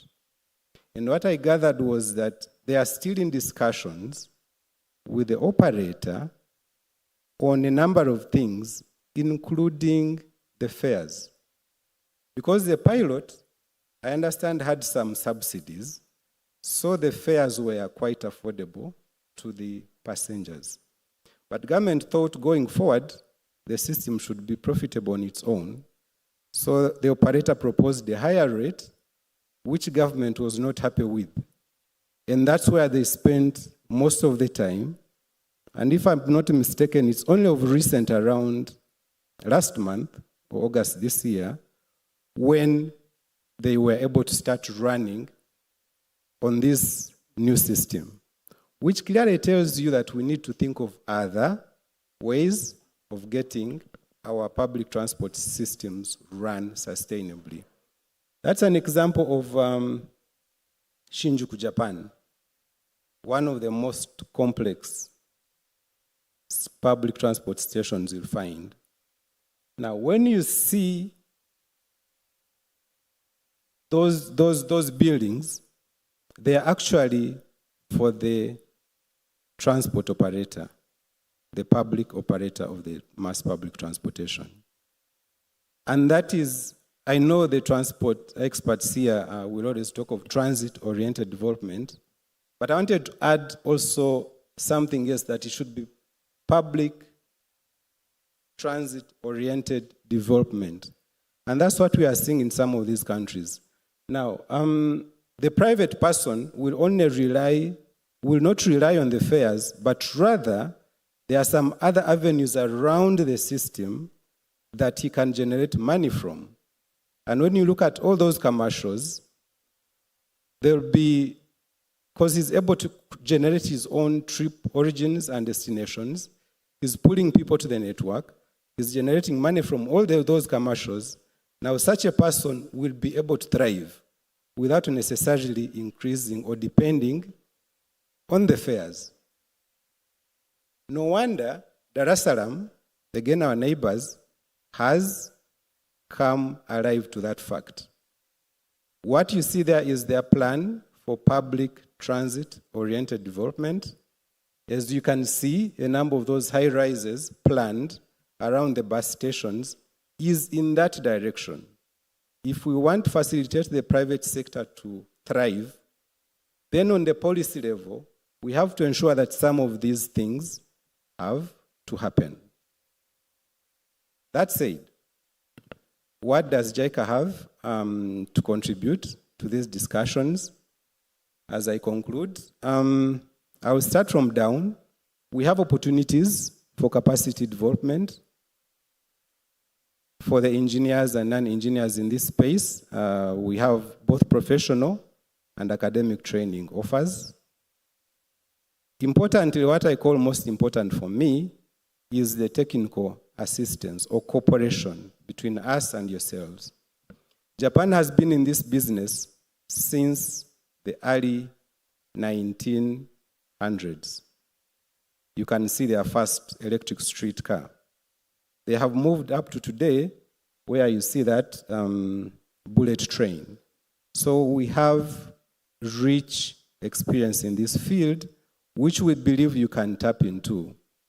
This is a country, for example, Tokyo, has a system that runs 40 million people every day on that network.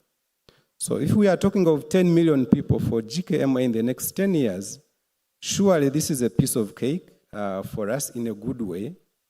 We believe we have a lot of things, technical capacity to share with you as we move into this space. But that said, the old saying that you should not teach a man, you should not give someone fish, but teach them how to fish, it's applicable, but we also know that it's really hard for someone who is hungry to concentrate on the teaching. If you're teaching someone to fish, at least give him, we call it mugongo wazi, that fish that is basically a bone. At least let him have something in the stomach, then he will concentrate on the teaching. So we also have some bit of financing. For the private sector, we have private sector financing in terms of debt and equity, not meant to crowd out the private banks. That's crucial. And then number two, to the public sector, we have public finance as well, in terms of concessional loans and as well as grants. All these schemes can be tapped into to contribute to the discussions of today.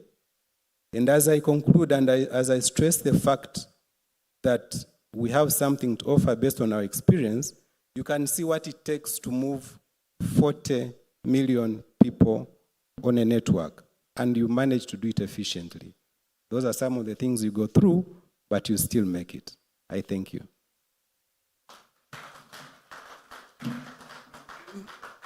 Thank you, Ivan. At least all these panelists have really kept it simple. And I think we come to the end of our presentations this afternoon. But allow me, colleagues, to introduce to you Dr. Melekizedek Kayesi. Is he around, Doctor? Oh, yes. He's from World Health Organization, Switzerland, and all the way from Kenya. Thank you for joining us for this discussion. Ladies and gentlemen, we began today's presentations, the ones that happened after the tea. We didn't have a Q&A session, but I wish to give an opportunity to you so that you can interact and have your questions answered, especially by the presenters. Can I request Engineer Jacob Yamukama to get to the podium? Likewise, I'm also going to request the representative from URC also take the podium. I'm also going to request Engineer Maurice Kairania kindly to get to the podium. And then I'm going to request Mr. Hakim, this time not with a bicycle. Get to the podium so that you can get to tell us more. Then I also have Madame Fiona, the shortest presenter. Get to the podium. You really kept it short. And lastly, my brother who has just been there, Ivan, Engineer Ivan. Sorry, you had taken your seat, but get back to the podium.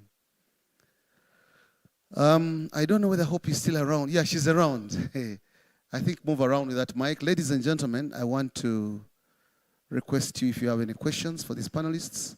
Now is the time. Does that make them 6 questions? Because there are 6 people.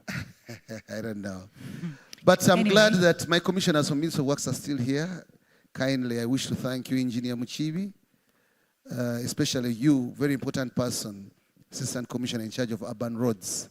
Please clap for him, because he's here also to beef up our support when it comes to the roads. And also Engineer Tony Mugenyi, Acting Commissioner, all from Ministry of Works. Please clap for them. They have kept the patience.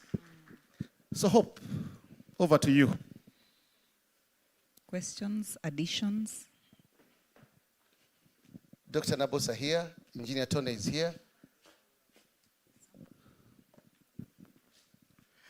Feel free to direct your question to any particular presenter. Yeah, thank you so So much. that you make my work very easy. Thank you, Engineer. My name is Isaac Mayinza. I'm a transport consultant. And my question will go to Engineer Morris. Certainly, good direction to go on NMT integration into transport design and implementation.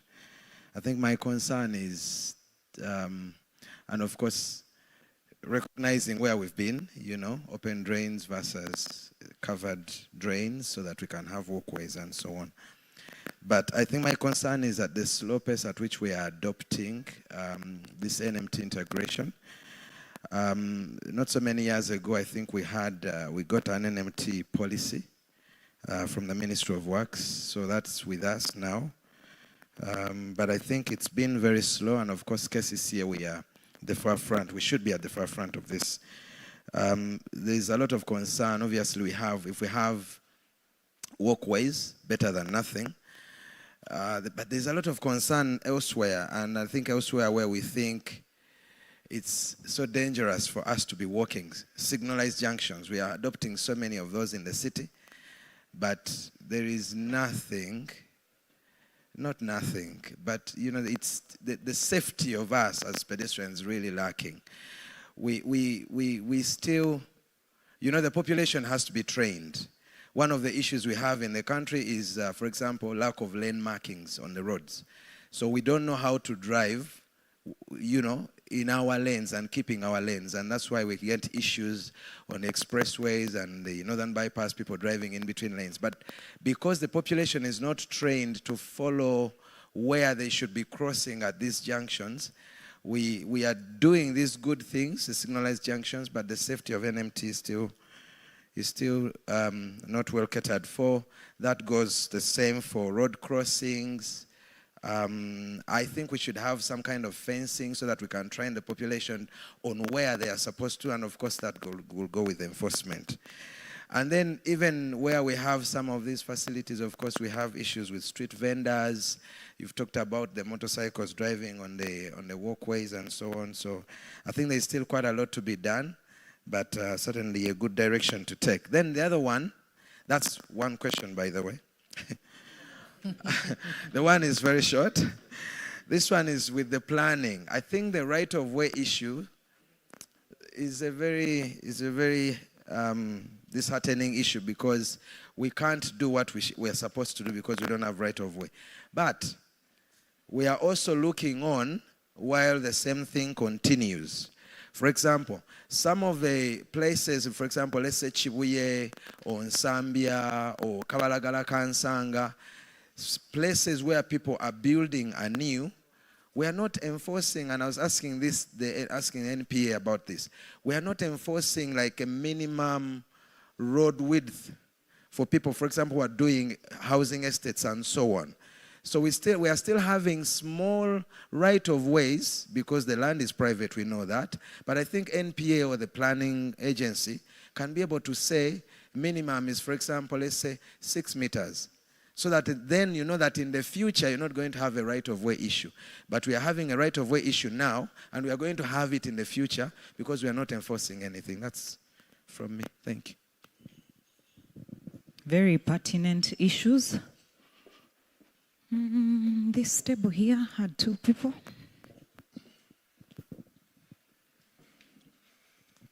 Thank you very much.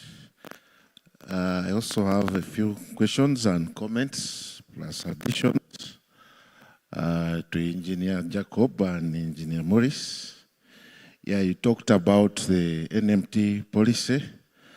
The Ministry of Works has since prepared the NMT design policy. Sorry, the NMT design manual. I didn't see it in your presentation, but when I leave here, I'm going to send you copies. This manual is to help you roll out more and more kilometers of NMT in a sustainable manner. Soon, the Minister has prepared regulations to the Road Act of 2019. I think the last stakeholder consultation should be soon. You'll be called upon, but these NMT principles, having NMT is one of the key areas this regulation covers. This is to Engineer Jacob, congestion in the cities. In our, I believe we are not optimizing the use of our roadway spaces. Before we go into additional lanes, commuter rails, bus rapid transit, there are some streets and roads where we are not optimizing use of our roadway spaces. The ED had said if we can come up with low-hanging fruits, I think this is one of our low-hanging fruits that we can implement immediately with no so much additional costs. We don't need the billions of dollars the Honorable Minister was talking about. One of it, we can have streets with no stopping zones. You don't allow cars to stop along that street. We can have no loading and offloading. If you go downtown, you'll find a lot of traffic congestion being caused by a truck that is offloading bags of cement or any other cargo. Or we can have roads where we don't allow stockpiling of building materials. These low-hanging fruits, I would invite the authority to look at them. Because in the regulations, we've arranged the interventions. The first intervention should be to ensure that you're optimizing the use of the street. Then if it exceeds its capacity, that's when now you can look at other interventions. Then parking management. The KCCA should look at generating sufficient off-street parking. We approve building plans. If you're approving an office of, say, 10,000 square meters office space, how many parking slots should that building, we should have standards. If you're providing commercial space of this, you should come with, say, 12 slots of parking space so that we have more off-street parking during the building control process, the approval of the building plans, and also issuance of the occupancy permits. Then the area of on-street parking. I don't know the parking prices. I think the people who are parking long on streets could be charged more. If someone is going to stay on the street a long hour, so that we discourage the all-day street parkers. If someone is parking, say, for 2 hours, you increase the price. So, in my opinion, some of these low-hanging fruits could help decongest some of our streets. I beg to submit. Thank you.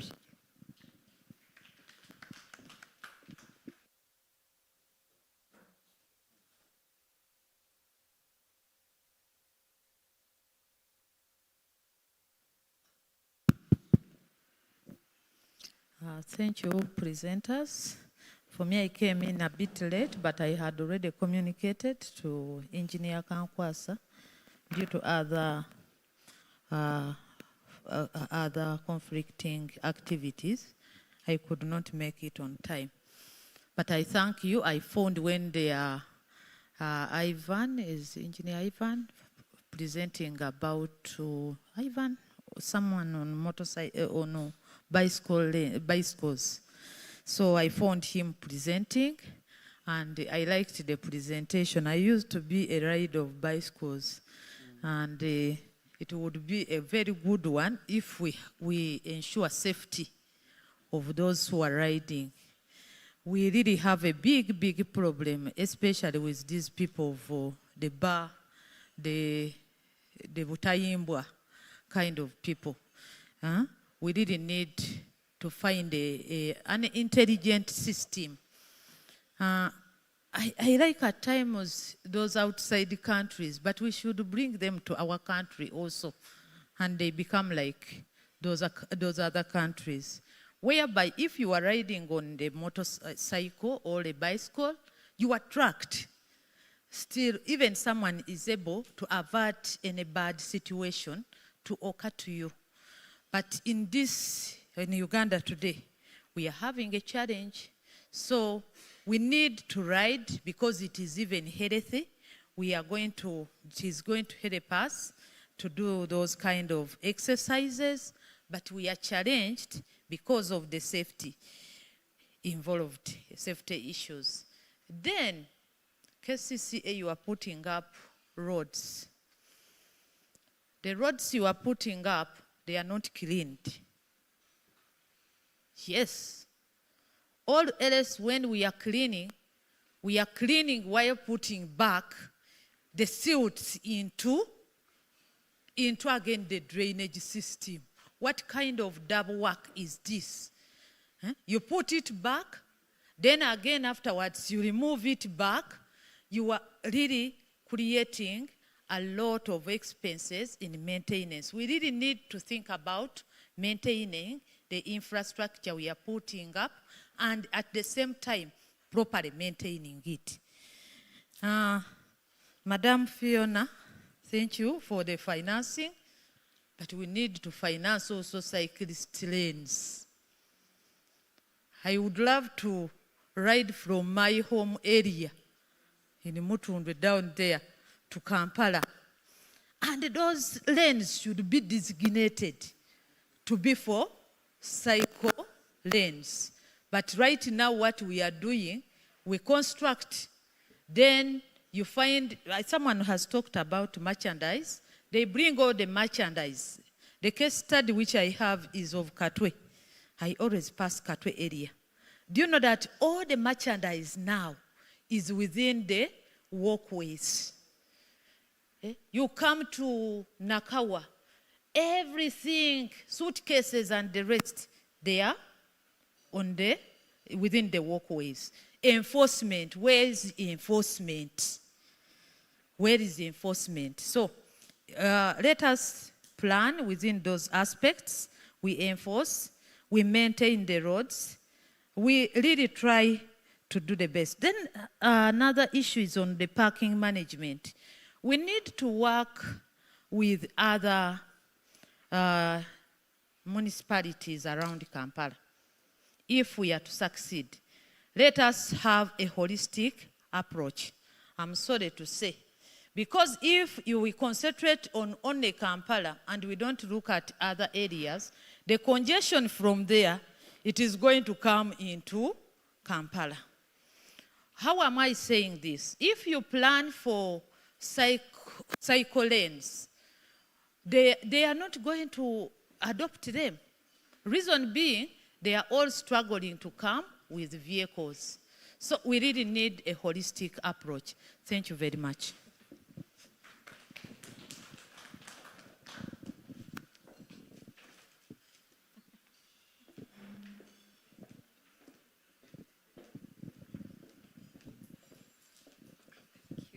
Thank you so much. My name is Cynthia from Climate Skaters Chitezi. I'm a skater. just like you have cyclers, we skaters are here. So, yes, I can skate. So for me, I just wanted, it's more like a request.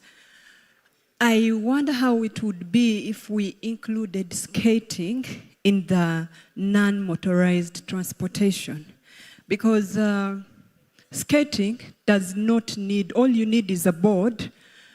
The cycler talked about he would spend 6,000 a month to use his bike to the city.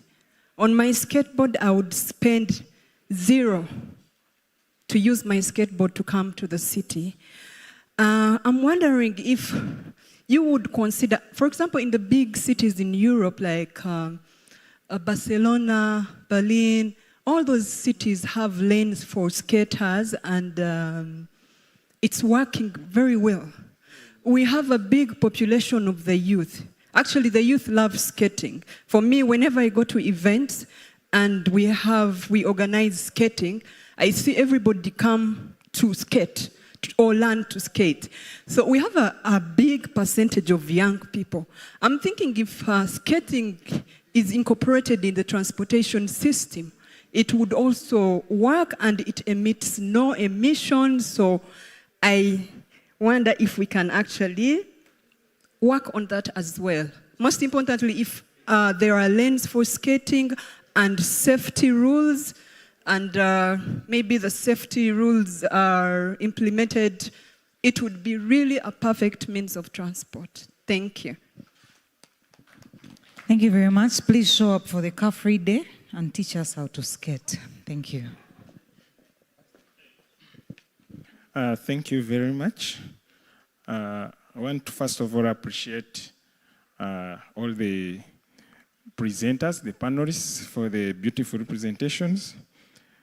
I have like 3 issues, 2 of which have been touched on, so I will not spend much time. But one first issue is about all that we have been discussing since morning is the plan that is targeting Greater Kampala Metropolitan. I happen to know some of the key stakeholders in Greater Kampala Metropolitan. Being an engineer, I happen to know the engineers within the Greater Kampala Metropolitan. If I may ask, do we have all the stakeholders here so that this conference, as we discuss the way forward, as we are asking what should we do to unlock that is meaningful? For example, engineer Chira Municipality, engineer Nansana Municipality, Entebbe, do we have those ones here? So how are we going to plan for Greater Kampala Metropolitan when all the key stakeholders are not involved? So this is the question that I think whoever is responsible can maybe address. Secondly is about the cycling. I appreciate KCCA's initiative in promoting NMT and starting with the Room Street. But in my own thinking is that when we are targeting to achieve the goal of cycling, we should be targeting origin destination. Why are we having an NMT corridor that begins on Bakuri and ends on Room Street? If I'm to be an admirer of cycling, for example, I stay in Wakiso, that means I have to carry my bicycle on the head because there's no facility, come to Bakuri, where the NMT corridor is, cycle, reach Room Street. If I want to continue to Ministry of Works, I again carry it on head. For me, I would think for us to have the appreciation and the public understanding what we are promoting, we must have a pilot, even if we target one route, where we have done an OD destination study, where the most cyclists are coming. Is it from Bwaise? Let's create that corridor that will enable someone to ride from Bwaise to the city and go back. Otherwise, what it is, even what you are calling for us on Friday, if I can't have the energy to carry my bicycle, I won't participate. That means I have to have a vehicle to load my bicycle, because I can't ride my bicycle from Wakiso and reach town without being knocked. because I don't have that priority on the road. I think if we are talking about plan to action, this is what it means. Let's not be theoretical, because it is really a good thing, yes. But when these people in Kampala use that, where are these bicycles kept? Should I come in a taxi, then ride, then after riding, I board a taxi? I think the best thing should be, if I'm to be a rider, let me move from my home, as Engineer Abosa said, reach the town, do my business, and be able to go back on my bike. Then another issue is about the beautiful infrastructure we are putting, and most especially the pedestrian walkways. Very beautifully done. There are those chutes that we have water go into, but when we have this merchandise, these people, at the end of the day, when they finish their business on the walkways, they sweep and pass through those chutes and throw into the drain, which is a covered drain. And that is why you find at times those drains are overflooding and we're having issues. But what are we supposed to do? Who is responsible for enforcement? Who is responsible for getting the tax from the vendors? Because for me, one-on-one I've shared with these people, but they say we pay taxes to vend on the walkways. Then the parking, you even see the KCC enforcers are there, the vehicles are there, and even what perhaps are the areas where traffic is trying to enforce, is stopping vehicles, but this vehicle which is selling pineapples is parked on the walkway and it is okay. So I think this is what we need to do. We need to have the effectiveness of these walkways achieved, and we can only do that if we do the right enforcement. Thank you very much. Okay, thank you. My name is Emerin Shan. I'm from the World Resources Institute. I would like to reiterate all the other people that have asked questions to thank you so much for your very insightful presentations. My question goes mainly to Engineer Ivan Mohammed from JICA, but I would like the gentleman from representing URC to comment a little bit on the answer that Engineer Ivan will give. So I believe in the concepts that you presented, that all of you presented. But I was wondering, what are your thoughts on how to implement this system where we allow the private transport operator to generate other income within his business model that will support or will make his business profitable while he is providing an inclusive and safe transport system, but in our kind of economy, which has a significant informality to it. And that means, for example, people shop differently. So the areas where commerce may be happening might not look like Acacia Mall. And maybe the employees or commuters you're looking to move between the origins and destinations may not be able to afford the residential areas, for example, if the operator went into that kind of real estate. I'm just going off the Japan example that you gave. And also a place like Kampala where it's quite already built up and the commercial areas are quite established, let me say. I don't mean that it is undoable. I actually believe that it can be done, but I wonder, and I'm scratching my head and that's why I'm asking your thoughts, if there is a missing or unclear step between the government providing the infrastructure it needs to provide for that service, and also having a policy that is pro the private sector operator, to the private sector operator actually achieving that profitability by doing other things, because I feel like, and providing a safe and inclusive system, because it's important that it is safe and inclusive. I feel like this build it, it sounded to me, or it sounds to me right now like it's a build it and they will come strategy, but that may not work. Thank you.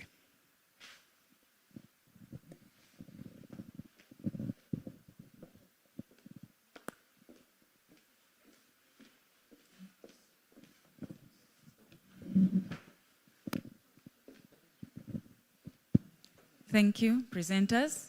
I'm Engineer Fortunate. And my question goes to all, including Ministry of Works, because we are given a short time to ask questions to Ministry of Works in the morning.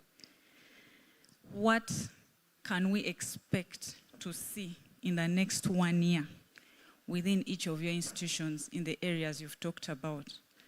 What do we expect? What will the citizens see in the next 1 year? Because, again, from plans to actions. Thank you.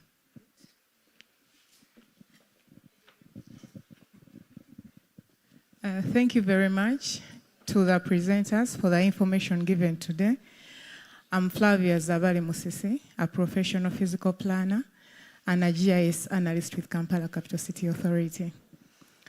From the information today in the presentations, all the speakers, it's very clear that Kampala's transport system is sick.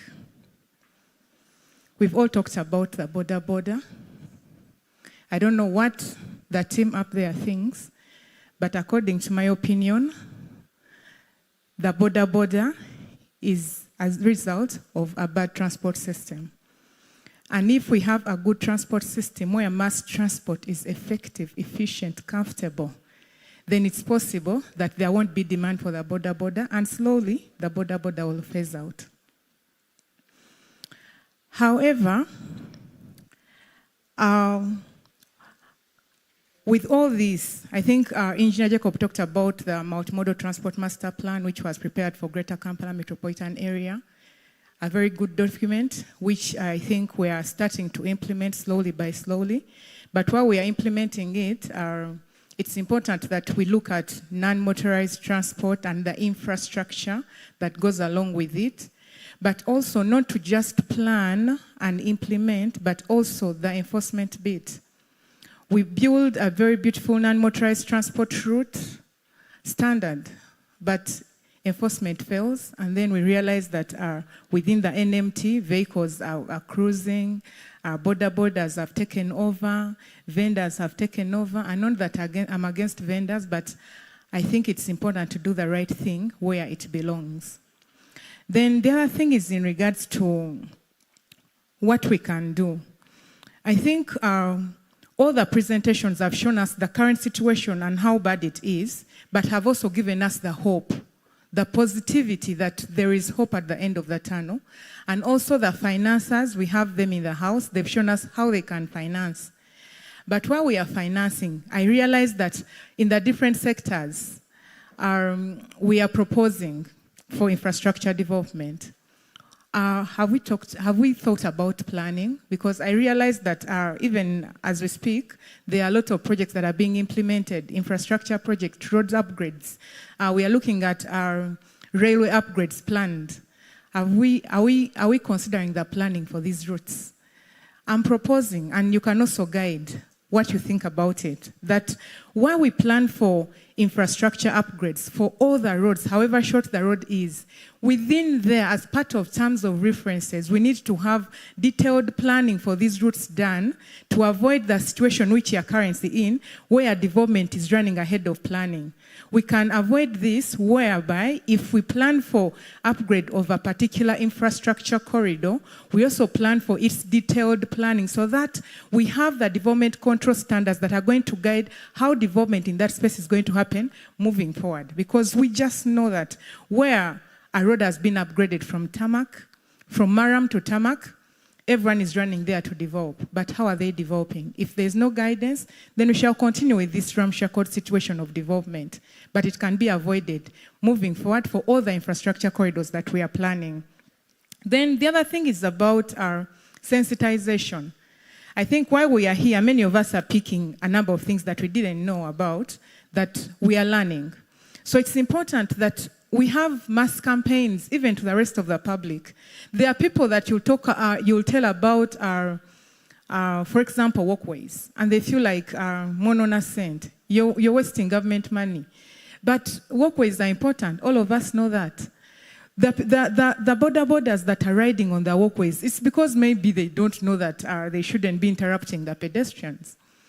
The zebra crossings that we have, and then you find a group of people standing to cross the road at the zebra crossing, and yet they have a right to cross without being disrupted. But you find very many of them, school children with short legs, they cannot even run to cross before they are knocked down. So you find a crowd waiting to cross at the zebra crossing. Sensitization. So all these things we need to keep sensitizing, even while we put up the infrastructure, which is good for our people, while we talk about cycling to reduce the effects of climate change and that whole thing. There are people that feel like a bicycle is rural, like we shouldn't talk. There are people that feel that way. And we need to sensitize and keep sensitizing. So we just have to hold even mass campaigns. So even to our financiers, I work for government, so I know how our government budgets be. We can have financiers that come in regards to mass campaigns, just so that we combat road safety issues and climate change issues, and also preach the gospel according to good transport systems. Thank you. Thank you so much. I beg that we stop here with the questions. We shall start from there tomorrow, because everyone has a lot of questions and it's already 5 p.m.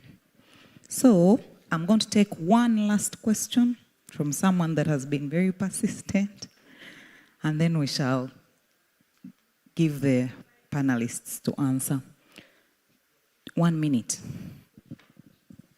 Thank you so much, and thank you, the presenters. Mine is a very simple one, and it goes to our colleague from JICA. Now, yesterday, NSSF presented their financials, and they have about 26 trillion in assets, and they collect every year 2.1 trillion shillings. And this is long-term capital, which actually we would need to tap into to actually finance infrastructure like the one we are talking about.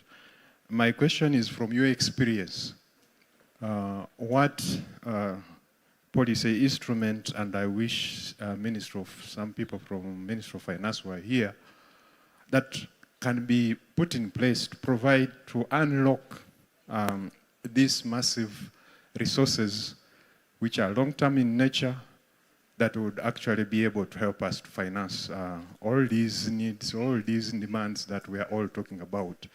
Like you said, certainly the flow of capital is reducing, fiscal space at the central government is reducing, so we have to find other ways of how we can finance infrastructure. And my question is particularly on long-term savings and how we can use those ones to finance infrastructure. Thank you. Thank you very much. I think Hope did it very well. We need to end it there.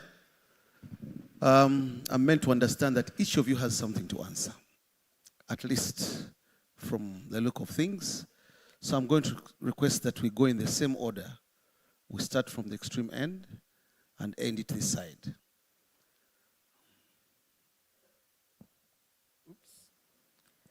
Hello, you can hear me? I will respond to Engineer Ndabosa on the financing of cyclist lanes. I would like to promise you heaven on earth, but I will be lying. The truth is that there is very little money, and we are really looking at what is most critical. Borders are critical in Kampala. When you tackle that one, you protect the pedestrian, you protect bicycle people. As you are aware, when you park your car, you become a pedestrian. If you've parked your car because there's traffic jam, you jump on a boda, or you put your child on a boda. So we have to prioritize. Honestly, I'll be lying if I tell you that we are even considering financing of cyclist lanes, and I will not lie. Yes. And then there was a lady who asked about the financing of these interventions, if we are doing them in a planned manner, if there have been plans for our current financing at the EU for the next 7 years. We're really relying on the National Integrated Transport Master Plan. I think it was well done, and they were able to prioritize short, medium-term, long-term projects with the proper multi-criteria analysis. So we are really looking at the short term, and the short term for us educates us to work on urban mobility as far as possible. That's why we are focusing a lot on passenger rail, BRT, anything to decongest Kampala and the GKMA. We are really focused on. Thank you. Fortunate Bira, in 1 year, what do we expect from you? Actions. The citizens to see in 1 year. I'm sorry, I work for the EU government. I will pass that on to the people who work for the Ugandan government. Thank you.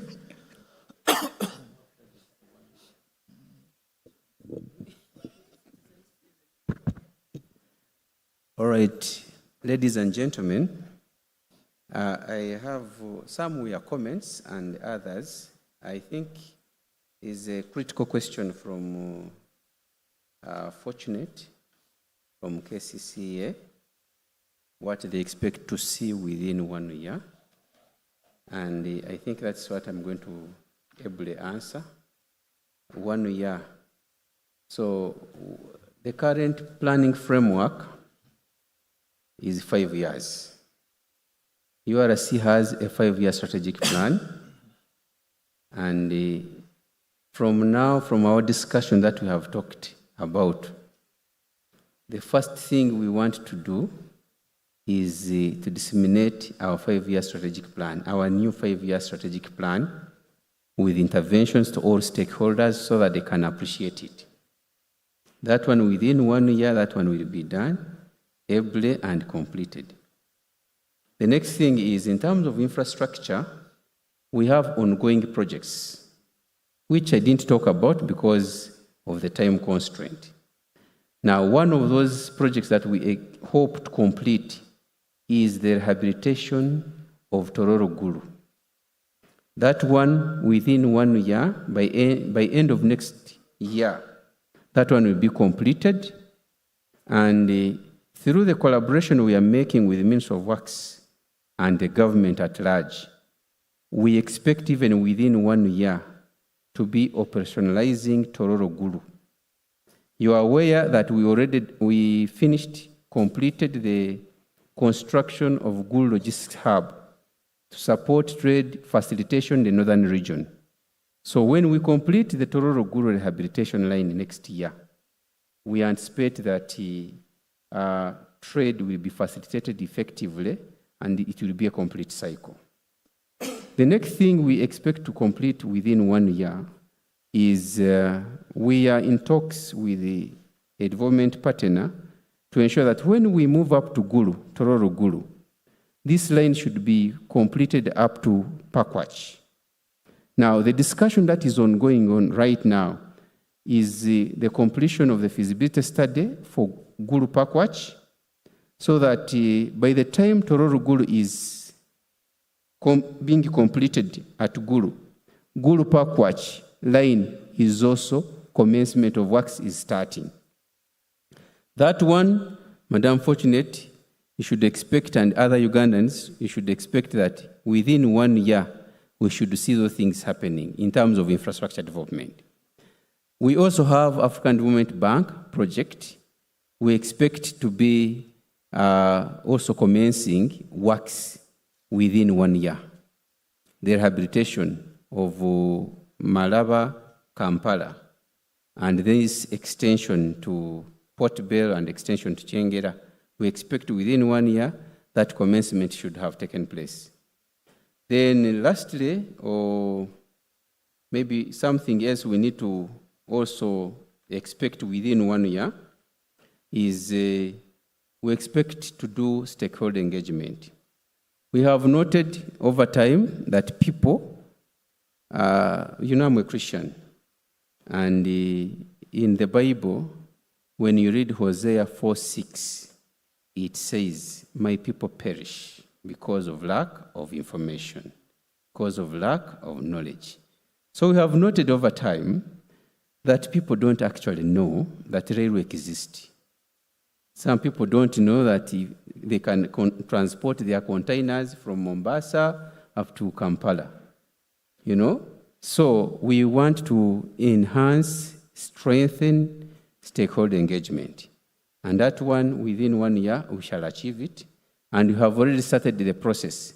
When we received the new managing director, whom you saw this morning, we started a plan to ensure he introduces himself to the entities that matter a lot in Uganda and has been moving steadily, entity per entity, to inform them. We inform them of what we do and what we are doing currently and what we have on table, so that that one can increase the partnership arrangement and the service delivery, how it should be delivered.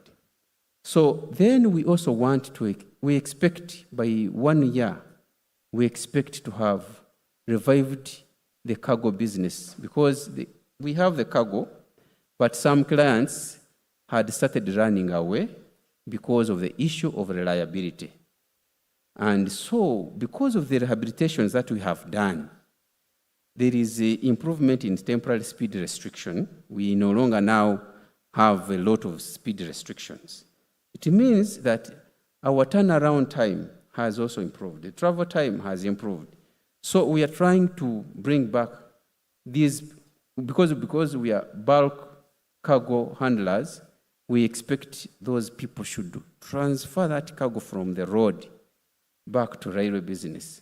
So we are working on that one, and we believe that by end of the year, we expect to report higher volumes than the current volumes, higher passenger ridership than the current that we are reporting. I believe that is sufficient enough.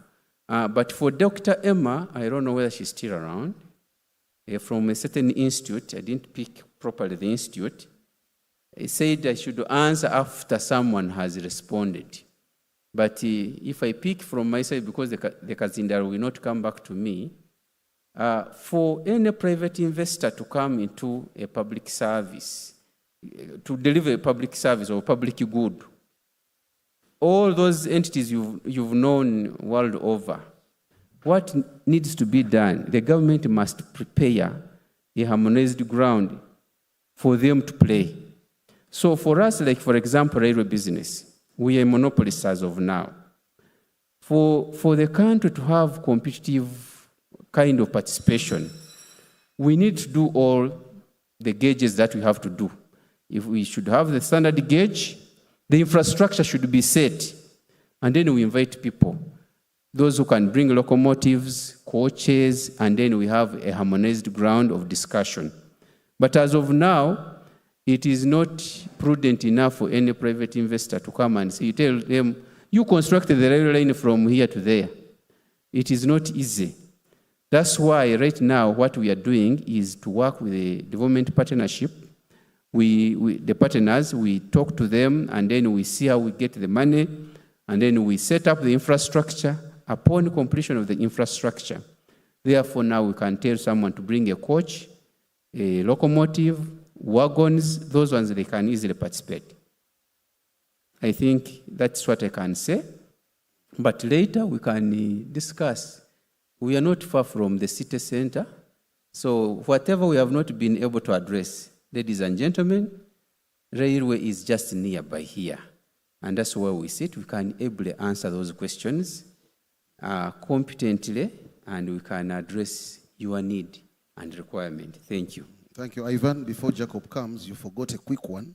The president just called you to interface with KCCA, $35 billion, but that one will be for another discussion.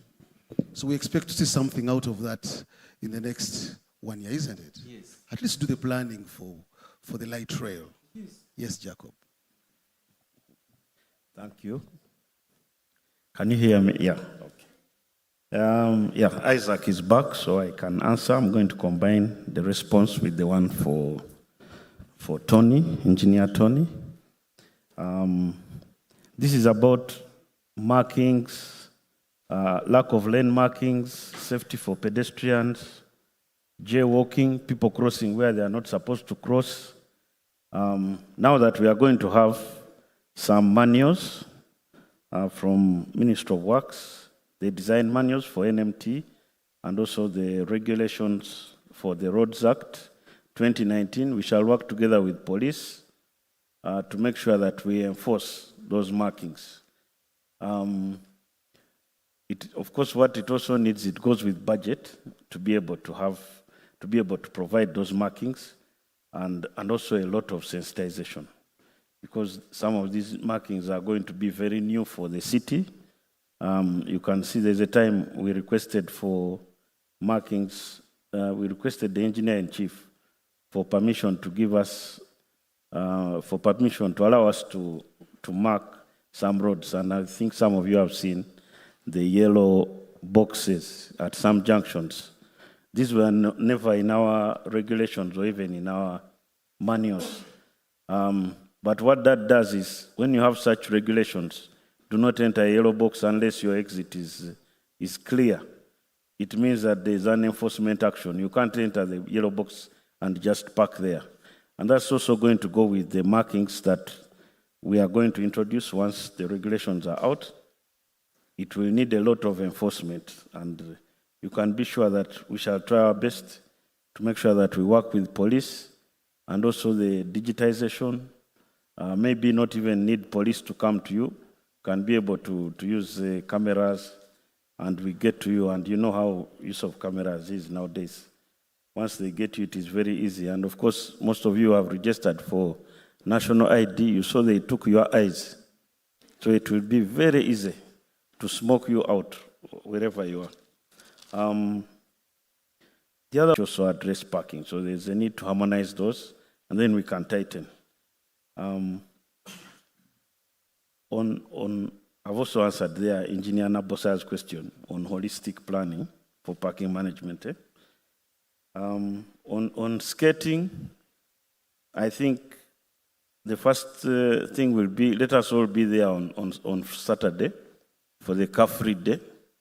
We first try out these skates, understand what type of terrain we should be using. For those who have gone to those cities where they use these skating boards, they have very continuous surfaces, more like the tiles which you're seeing here. For example, if you talk of Barcelona, that's where people are moving. But maybe here we can see what can we afford, what type of material can we use for a continuous skating surface. But we can start from the car-free day. On the plans, this one, the engineer asked a very good question. Why don't we have all the other engineers and planners from GKMA here? I think we have to take this one on the chin. We are learning very well. But also, I think one key thing is that when the GKMA urban development plan was being prepared, although it has not yet been launched, we have been with all these engineers and planners, so they know about what is in store for us, and that includes most of Ministry of Works. I think they did a good job. JICA did a good job on that one. The other one I wanted to tackle on is cycling. I don't know whether you were here when I was presenting. We said that we have an NMT pilot. We start with something. NMT pilot, Namirembe Road, Lomu Street. From there, we have designed roads to extend the NMT below the city, below Kampala Road, and also above Kampala Road. But also, we have worked with ITDP, and we have a cycling network for the whole city going out to the major roads. So what we are doing is designing those roads. Some roads are being done, but also we are making sure that these cycling lanes become continuous. And And really for us, at least within the city, what we are looking at is, can we have less motorized travel that is using ICE, like internal combustion engines in future? Can people use maybe bicycles to ride within the city center? And that is really the target, at least for the last mile within the city. If you can't walk, maybe you can use a bicycle. Maybe you can hire a bicycle when you reach into the city. And that's the direction where we are going. I think, let me stop there. There's one which was on the transport system is sick, and border borders should be removed slowly. We are not supposed to shout this statement. I hope I'm not being recorded. But if we go the route of mass rapid transit, then we shall be reducing on the border borders, because we'll be giving a cheaper, cleaner, safer, faster option to people who are traveling in the city. And the one thing which we expect to do in 1 year, at least for my case, would be to deliver first phase detailed design of the Kampala BRT. Thank you.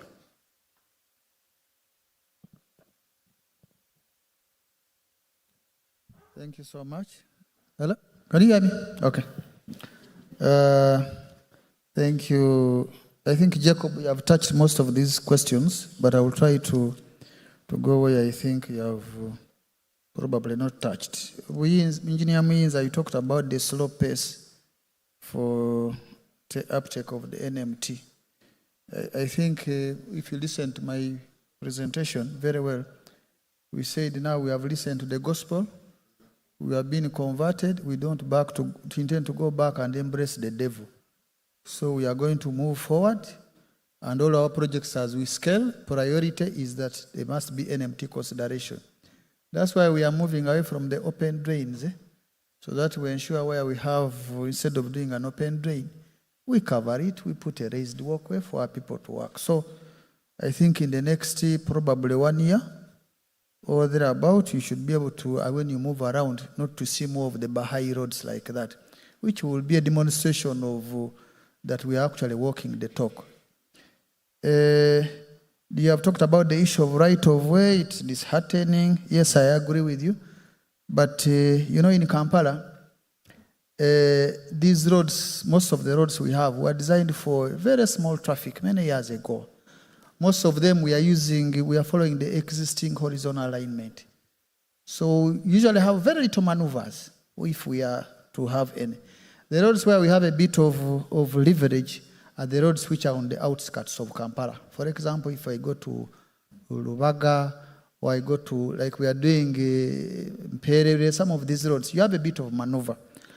Now, if you find the area is already built up, even if you want to put a cycle lane, you are very constrained that you have to compensate. And you know the land tenure system in Kampala, most of this land is privately owned, so you have to fork out a lot of money. So whereas we would really want to really do more of that, we are a bit constrained. Even when we have designed, we have had, for example, in one of our meetings, we suggested we probably do like what used to do to put the mark stones in time. But where are you going to put a mark stone? In someone's compound, that because I intend to put a cycle lane on this road, they may not even allow you to do that. So what we do, we try to work within what we have. Where we feel we have a bit of extra land and we can do more. The people of Kampala have been very friendly. They have allowed us in many instances, like under GKMA, we have voluntary acquisition of land. So we can do so much, but where we have a bit of an opportunity, we engage. But we are a bit constrained because of the existing land tenure system in Kampala, and that most of our roads are already in built-up areas. Then there is, my colleague has already talked about the one of Engineer Tony, the manuals. I think we'll embrace that. We shall pick that and see how to use them going forward. Then Engineer Bosa talked about the cleaning of our roads, where we clean. And then one of the challenges we have had, and for those of you who have worked in government, you know, government is not by design not supposed to carry out some of these activities. So what we are doing, we are moving to service providers, like we are doing with our friends in public health. They are moving away from the in-house maintenance teams, and they are moving to what we call reservation schemes. In one way, you are hitting two birds with one stone. You are creating employment for the young people in town, but they also you give them what you call performance-based, output-based contracts. So you give them certain corridors, and then you pay them depending on how they are maintaining that area. So that's where I'm moving, because for us as government, sometimes when you don't have money to pay them salaries, they don't work. But if you have a service provider, you have a set targets, then you can quickly be able to be more efficient. So that's where we are moving. So probably one of the things I would want to say to answer Fortunate's question, that in the next 1 year, we should be able to start rolling out these output performance-based contracts based on reservation schemes, and we should be able to see effective maintenance and efficient maintenance of these channels, these roads. The other thing I want to talk about is, Zabali talked about, said the system is sick. Yes, the patient may be sick, but we're not yet in ICU. And when you look at the theme of this conference, we said from plans to actions. I think you can read that for yourself. We are trying to move away from building a Kampala's path to an efficient and sustainable mobility. So as a KCCA employee, I employ you to come and work with us, the engineers, so that we can build a better city with better roads. Remember, this is our inaugural workshop, correct? So we have taken the first step. So this child has started trying to walk. Please encourage them and cheer them on and be part of that process. I'm sure in the next 3 or 4, 5 years, we should be in a much better place. So come and work together. Then he talked about still sensitization. I think this one we can do more to sensitize. I'm aware, like my brother, the preacher, says that our people perish because they don't what? They don't know. But also ask the elites. You know you're not supposed to park on a walkway. Why do you park there on a walkway? I think let us lead by example. It becomes very embarrassing. You find a full deputy director, he's parking on a walkway he has already constructed. So what are we preaching? So let us be the ambassadors. Let us take lead in that. I think I've answered most of them. You talked about the issue of physical planning. I think you said, Zabali says, we allow these projects. I think as a physical planner, special planning starts with you guys. Development control. For us, the engineers, sometimes we just approve the plans. So let us work together. I think if we work together, we can build a better system, roadnet system, transport system for our city. Thank you so much. Thank you, Maurice. Someone asked about ways enforcement. I remember hearing something like that. Someone was wondering, where is the enforcement? I think enforcement is one of those challenges which we have had. But as cases here, we have a unit under the Directorate of Legal. I'll cite an example what we are doing in drainage. We have so many people who have constructed on our channels. And we are now working with legal. We pass on this information to them, together with the physical planning, and we have started bringing down some of these developments. But I agree with you. I think you are right. We need to work, I think, more with police, especially enforcement, to do with the border borders, to do with these senior citizens who abuse the NMT facilities we have put in place. And I think if we put our hands together, I think we can do better. But for me, my closing point is that this is day one. This is our first inaugural conference. I've always asked my colleagues at KCCA, why do you have a department of transport and then you have one of roads and drainage? These guys are supposed to be in the same room. But I think for strategic reasons, to allow transport to be able to what? To grow, so that we have light rail, we have BRT. That's why I'm here. I've been here the whole day. I would be somewhere else trying to be making the roads. So we are one family. I think we can do much better, and I can assure you when we come back next year, we should be able to have much more to report about in terms of progress. Thank you.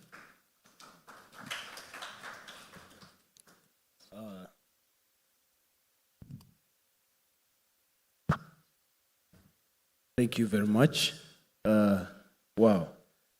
I don't know what to say. Everything has been said.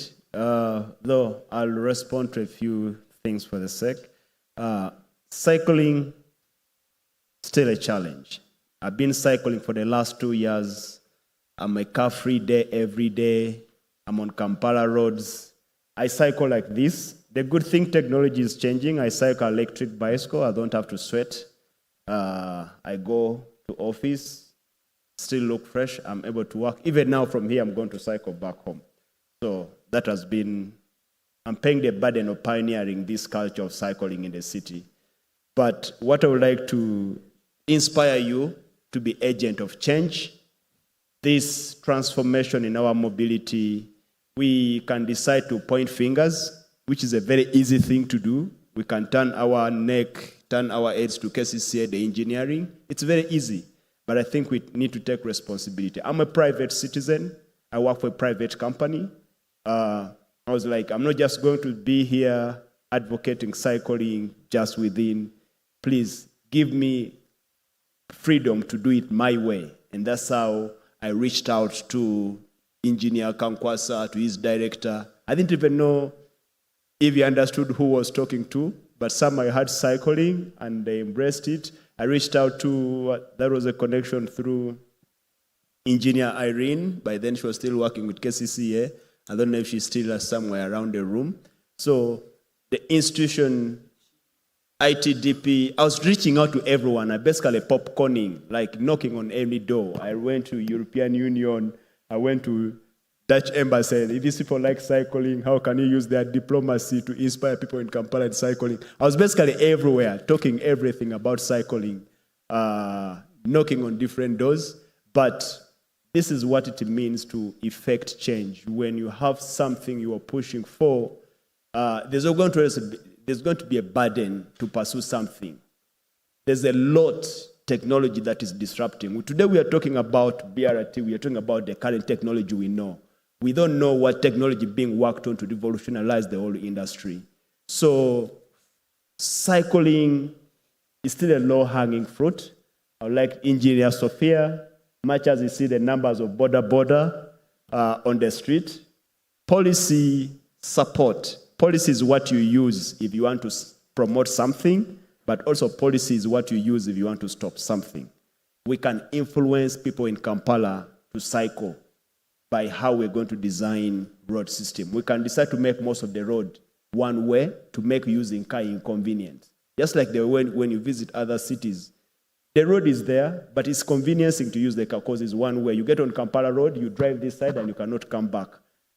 Parking a car is very expensive. That will influence someone. Why should I use my car to go? Then you induce them into walking or into cycling or taking a public means that are available. Just make using a private car expensive for that. If we design our road that way, I think that can provide alternative. Then for the sake of sustainability, we can design some roads, short distances within. You don't allow any motorbike or car, just walk within. Yeah? If we put like, okay, for the sake of, you talk about Butaim, where there are cameras, people are secure, there's enough lighting system, this thing can deter bad elements from attacking people. But all of us, we need to be advocacy for this. We need to be advocacy for change. We need to see the city as our city, not just an institutional city. And I think from that standpoint, we are going to be able to effect change. The wheel of change is always very slow. Someone talk about connectivity. Efforts are being done. I earlier talked about we need to have a culture beyond policy. We need to have a culture of transformation, culture of adopting ways of sustainability, a discipline, which also we lack as a public. 99% of our people, how they use roads, because they're the last stakeholders. We can talk about stakeholders when the road is being developed from, say, financing, engineering, planning.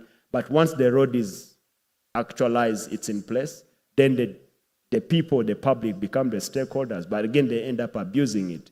There, we need to have a discipline. How do you do that? Advocacy, awareness, we need to do all those things. One person asked a question that really I like most. What should we expect in the next 1 year?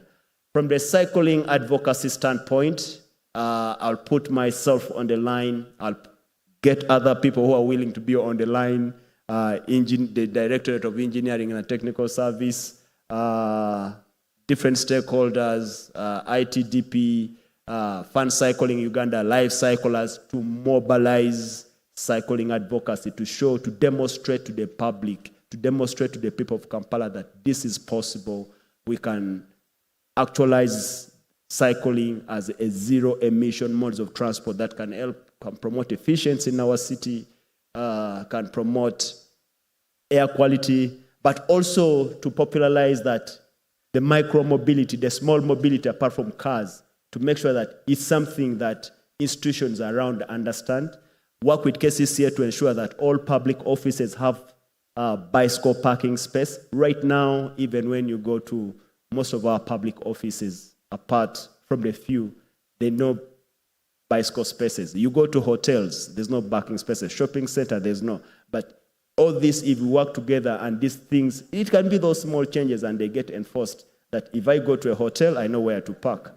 You go to, I don't want to mention institution, but I've gone somewhere, a public office, and they tell me that we don't park bicycle here, we don't have space for bicycle. And you're like, why? It's a means of transport. But this can be worked on, and that's what I'm expecting to push for the next 1 year. Of course, with the support. I cannot do that alone. Advocacy is not something you can do alone. You have to do it with institutions, you have to do it with leaders, you have to do it with influence.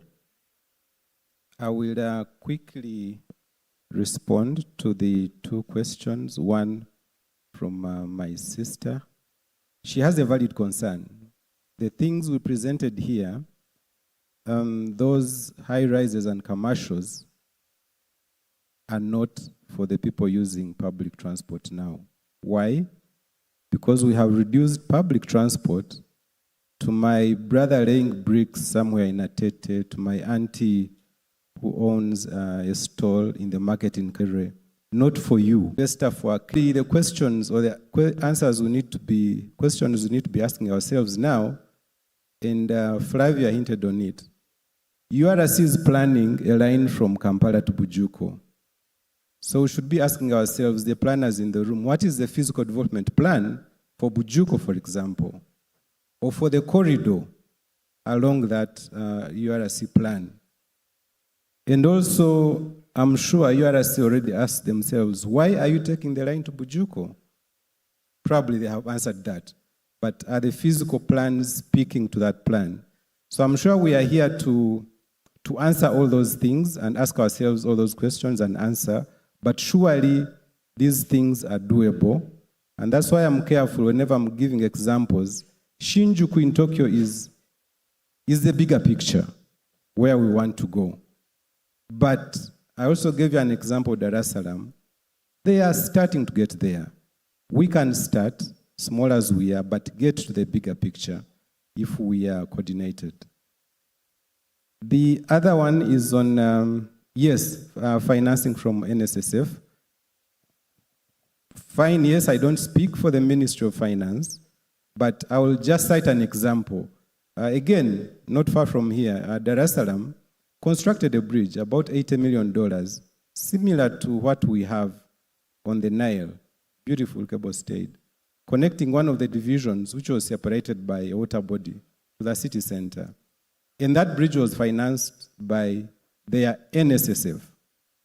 So I want to believe that, I don't know how the financials are doing. The bridge is tolled, so people pay. I'm not sure about the financials, but it's something that we can interest ourselves in. In case that case, which is closer to us, is working, then possibly NSSF can have confidence and reason to invest in our sector. I thank you. Thank you very much. Ladies and gentlemen, please, another hand of applause to... Now we are coming to the closing part of our session of the day.